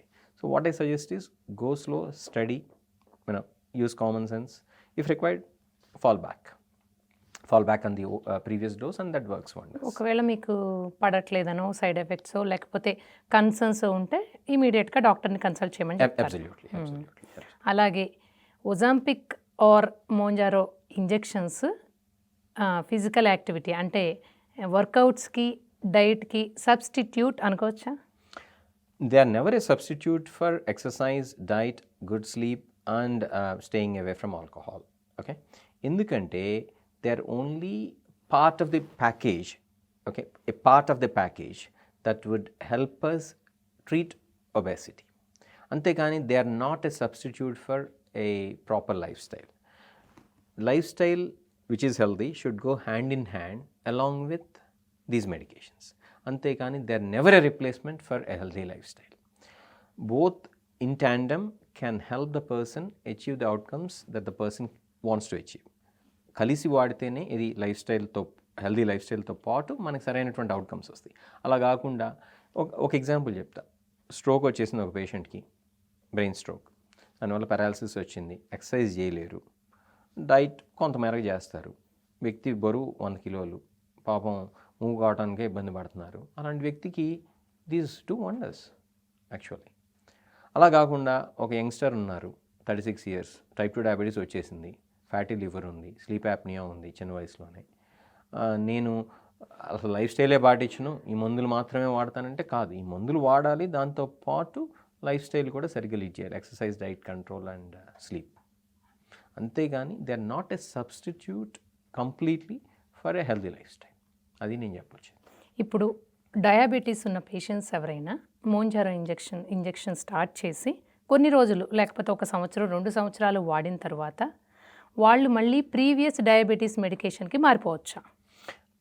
అంటే వాళ్ళ ఆలోచన మారడము లేకపోతే మారిపోవాలని అనిపించడము ఇలా జరుగుతుంది. ఆర్థికపరమైనటువంటి కారణాల వల్ల కావచ్చు, లేకపోతే సైడ్ ఎఫెక్ట్స్ వల్ల కావచ్చు, లేకపోతే వాళ్ళు అచీవ్ చేసినటువంటి టార్గెట్ వెయిట్ అచీవ్ చేసాం కదా, ఇంకెందుకు మనం ఎంత స్పెండ్ చేయాలని చెప్పి కావచ్చు, లేకపోతే ఇంకో రీజన్ వల్ల కావచ్చు, ప్రెగ్నెన్సీ ప్లానింగ్ వల్ల కావచ్చు, ఇంకోటైనా ఏదైనా కావచ్చు.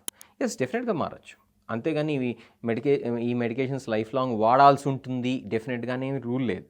So when you achieved what you want to achieve or when you're constrained by cost or other reasons డెఫినెట్గా, కాకపోతే ఆ ట్రాన్సిషన్ అనేది చాలా స్మూత్గా చేయాల్సి ఉంటుంది. ఎలా చేయాలి అది individual case by case, A medicines వాడుతున్నారు, వాళ్ళ హెచ్బిఎన్సీ ఎంత ఉంది, వాళ్ళ ఫాస్టింగ్ షుగర్ ఎంత ఉంది, పోస్ట్ ప్రాండియల్ షుగర్స్ ఎంత ఉంటున్నాయి, వాళ్ళ ఆబ్జెక్టివ్స్ ఏంటి, వాళ్ళ కోమార్బిడిటీస్ ఏంటి, ప్రెగ్నెన్సీ ప్లాన్ చేసుకుంటున్నారా, వీటన్నిటిని పరిగణలో తీసుకుని మారవలసి ఉంటుంది. అంతేగాని బ్లాంకెట్గా ఎస్ దానికి అలా స్విచ్ ఓవర్ అనేది ఉండదు. Some people need a transition, some people need an overlap, some people can be change just like that.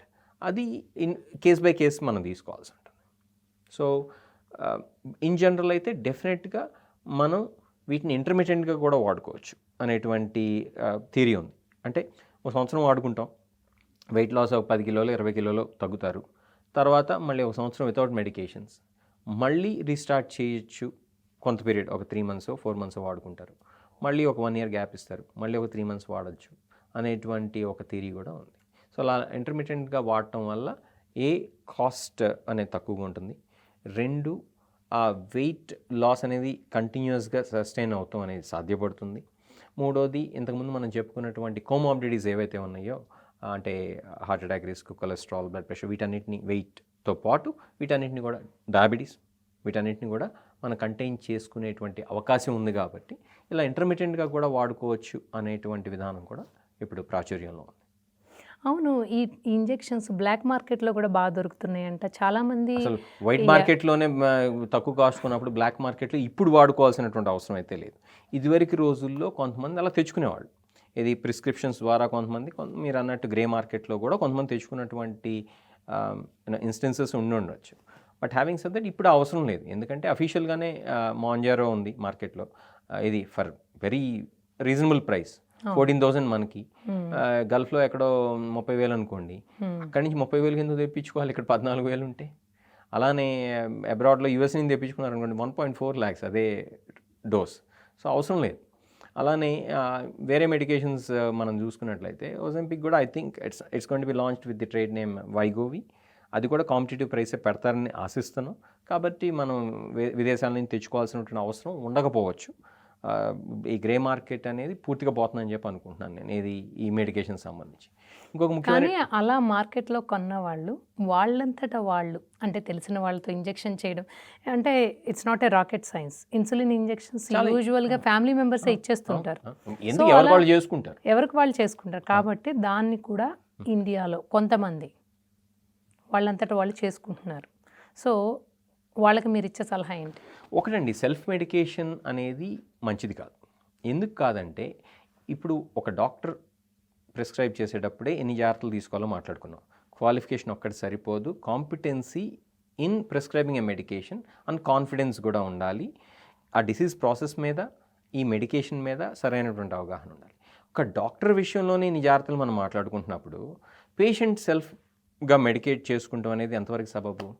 Is the patient doing justice to himself or herself? రేపేమైనా ఈ education అంతా ఎవరు చేస్తారు? ఇప్పుడు నేను చెప్తుంది జనరల్ ప్రిన్సిపల్స్ మాత్రమే. ఏ పర్సన్కైనా prescribe చేసేటప్పుడు ఆ వ్యక్తి యొక్క కోమార్బిడిటీస్ ఎలా ఉన్నాయి, బ్లడ్ టెస్ట్ ఎలా ఉన్నాయి, వీటన్నిటిని పరిగణలో తీసుకునే మనం ప్రిస్క్రైబ్ చేస్తాం. అసలు ప్రిస్క్రైబ్ చేయొచ్చా లేదా అనేది 100 సార్లు ఆలోచించి ప్రిస్క్రైబ్ చేస్తాం. అంతేగాని గుడ్డిగా బరువు ఉన్న 100 కిలోలు ఉన్న వాళ్ళు, 70 కిలోలు ఉన్న వాళ్ళు అందరికీ కళ్ళు మూసుకొని ఒజెంపిక్ ప్రిస్క్రైబ్ చేయడం, ట్యాప్ వాటర్లో కలపడం చేయం కదా. సో కాబట్టి దీని వెనక ఇంత సైన్స్ ఉందంటే, ఇది మందుల కంపెనీ వాళ్ళు మీరు అన్నారు చిన్న చిన్న సైడ్ ఎఫెక్ట్స్ కూడా రాస్తారండి అని. రాయాలి, రాస్తేనే కదా సైడ్ ఎఫెక్ట్స్ అని తెలిసేది. ఇవన్నీ ఎప్పుడు తెలుస్తాయి? కాబట్టి అలా గుడ్డిగా వాడుకుంటాం అయితే మంచి పద్ధతి కానే కాదు. సైడ్ ఎఫెక్ట్స్ పరంగా చూసినా కోమార్బిడిటీస్ ఎలా ఇంప్రూవ్ అవుతుంది, లేకపోతే వేరే డయాబెటీస్ మందులు ఎప్పుడు తగ్గించుకోవాలి అనేటువంటి, ఇప్పుడు ఒక వ్యక్తిని తీసుకున్నాం, 6.7 HbA1c ఉందనుకున్నాం, మెట్ఫార్మిన్ వాడుతున్నారు, దాంతోపాటు సల్ఫనైల్ యూరేస్ కూడా వాడుతున్నారు, లేదా D4 ఇన్హిబిటర్స్ వాడుతున్నారు. వాళ్ళకి తెలియక ఆ మందులతో పాటు ఇది కూడా మొదలు పెట్టేశారనుకోండి, ఏమవుతుంది? ఆ పేషెంట్కి భయంకరంగా లో షుగర్స్ అయిపోతాయి. ప్లస్ D4 ఇన్హిబిటర్స్ ఇవి కలిపి వాడుకోకూడదు. సో అలా సల్ఫనైల్ యూరియస్ వల్ల, ప్లస్ ఈ మెడికేషన్స్ వల్ల, ప్లస్ మెట్ఫార్మిన్ వల్ల 6.7 HbA1c 5.3 వెళ్ళిపోవచ్చు. ఇటువంటి వాటిని మనం పరిగణలో తీసుకోవాలి అని అంటే దానికి ఒక క్వాలిఫైడ్ డాక్టర్, దాని గురించి తెలిసినటువంటి వ్యవహారం తెలిసినటువంటి ఒక డాక్టర్ ఉండాలి. ఆ డాక్టర్ దగ్గర మనం కౌన్సిలింగ్ తీసుకుని మాత్రమే మొదలు పెట్టుకోవాలి. కానీ మార్కెట్లో అందుబాటులో ఉంది, మనకి ఓవర్ ద కౌంటర్ మనం తెచ్చుకోగలం అనేటువంటి కాన్ఫిడెన్స్తో మందులు మొదలు పెడతాం అనేది మంచి పద్ధతి కాదు. ఇది ఈ విషయంలోనే కాదు, ఏ ప్రిస్క్రిప్షన్ మెడికేషన్ విషయంలో అయినా సరే. ఇప్పుడు ఓవర్ ద కౌంటర్స్ అనేవి కొన్ని ఉంటాయి. ఇప్పుడు లోజెన్సిల్స్, కాఫ్స్, అలాంటి దగ్గు వచ్చినప్పుడు అలాంటి ఓవర్ ద కౌంటరే పెడతారు వాళ్ళు. కానీ గవర్నమెంట్ కానీ రెగ్యులేటరీ బాడీస్ కానీ ఒక మెడికేషన్ని ఓవర్ ద కౌంటర్ కాకుండా ఒక రెగ్యులేటెడ్ మెడిసిన్ లేకపోతే ఒక ప్రిస్క్రిప్షన్ మెడిసిన్ కింద పెట్టిందంటే ఆ ప్రకారమే వేసుకోవాలని అర్థం. అంతేగాని ఎవరికి వాళ్ళు తెచ్చుకుని గుచ్చుకుని, అంటే గుచ్చుకుంటాం చేతనవుద్ది కదా అని చెప్పి తెచ్చేసుకుని గుచ్చుకునేది కాదు. దీనికి సైడ్ ఎఫెక్ట్స్ ఉంటాయి, దీనికి కాంప్లికేషన్స్ కూడా ఉంటాయి. ఇంతకుముందు మనం చెప్పుకున్నాం, గ్యాస్ట్రోపారెసిస్ ఉంది, అలానే ప్రెగ్నెన్సీ తెచ్చుకోకూడదు. ఇవన్నీ తెలియకుండా కనుక వాడేసుకున్నారనుకోండి ఇబ్బందుల్లో పడతారు, చాలా ఇబ్బందుల్లో పడతారు. కొంచెం పైగా ఇప్పుడు డాక్టర్ దగ్గరికి వచ్చి డాక్టర్ ప్రిస్క్రైబ్ చేస్తే అది మీ దగ్గరికి వచ్చి వారం వారం చేయించుకుంటారు కాబట్టి అక్కర్లేదు. మా దగ్గర we train them. First time వచ్చినప్పుడు మేము ఇస్తాం. అది కూడా వాళ్ళ కాన్ఫిడెన్స్ లెవెల్స్, కంఫర్ట్ లెవెల్స్ ఉండటం కోసం అని చెప్పి మా స్టాఫ్ ఇస్తారు. దాని తర్వాత we train them so that they are empowered to inject on their own సెల్ఫ్గా. కానీ ఇన్సులిన్ అనే చాలామంది ఏమనుకుంటారంటే ఇది కూడా ఇన్సులిన్ అనుకుంటారు. ఇది కూడా మనం క్లారిఫై చేయాలి ప్రేక్షకులు. ఇది ఇన్సులిన్ కానే కాదు. This is not insulin. Ozempic or Mounjaro, they are not insulins. Okay, they are GLP-1 receptor agonist or dual agonist. They are not insulins. So ఈ మెడిసిన్స్ విషయంలో కూడా ఇది మనం ఏం చేస్తామంటే we empower the patient so that they can inject by themselves. మా దగ్గర ప్రతిసారి రావాల్సిన అవసరం లేదు. చాలామంది వాళ్ళే చేసుకుంటానికి కంఫర్టబుల్గా ఉంటారు. కంఫర్టబుల్ ఎవరైనా లేకపోతే కేరర్స్నో లేకపోతే స్పౌజ్నో ట్రైన్ చేస్తాం. అది కూడా కంఫర్ట్ కాకపోతే వాళ్ళకి అవుట్ ఆఫ్ కంఫర్ట్ జోన్ అయితే then we advise them to get it given by a health care provider, be it local doctors ఎవరైనా ఉంటే, లేకపోతే లోకల్ నర్స్ ఎవరో ఒకళ్ళు. అంతేగాని they do not have to necessary come every week to us.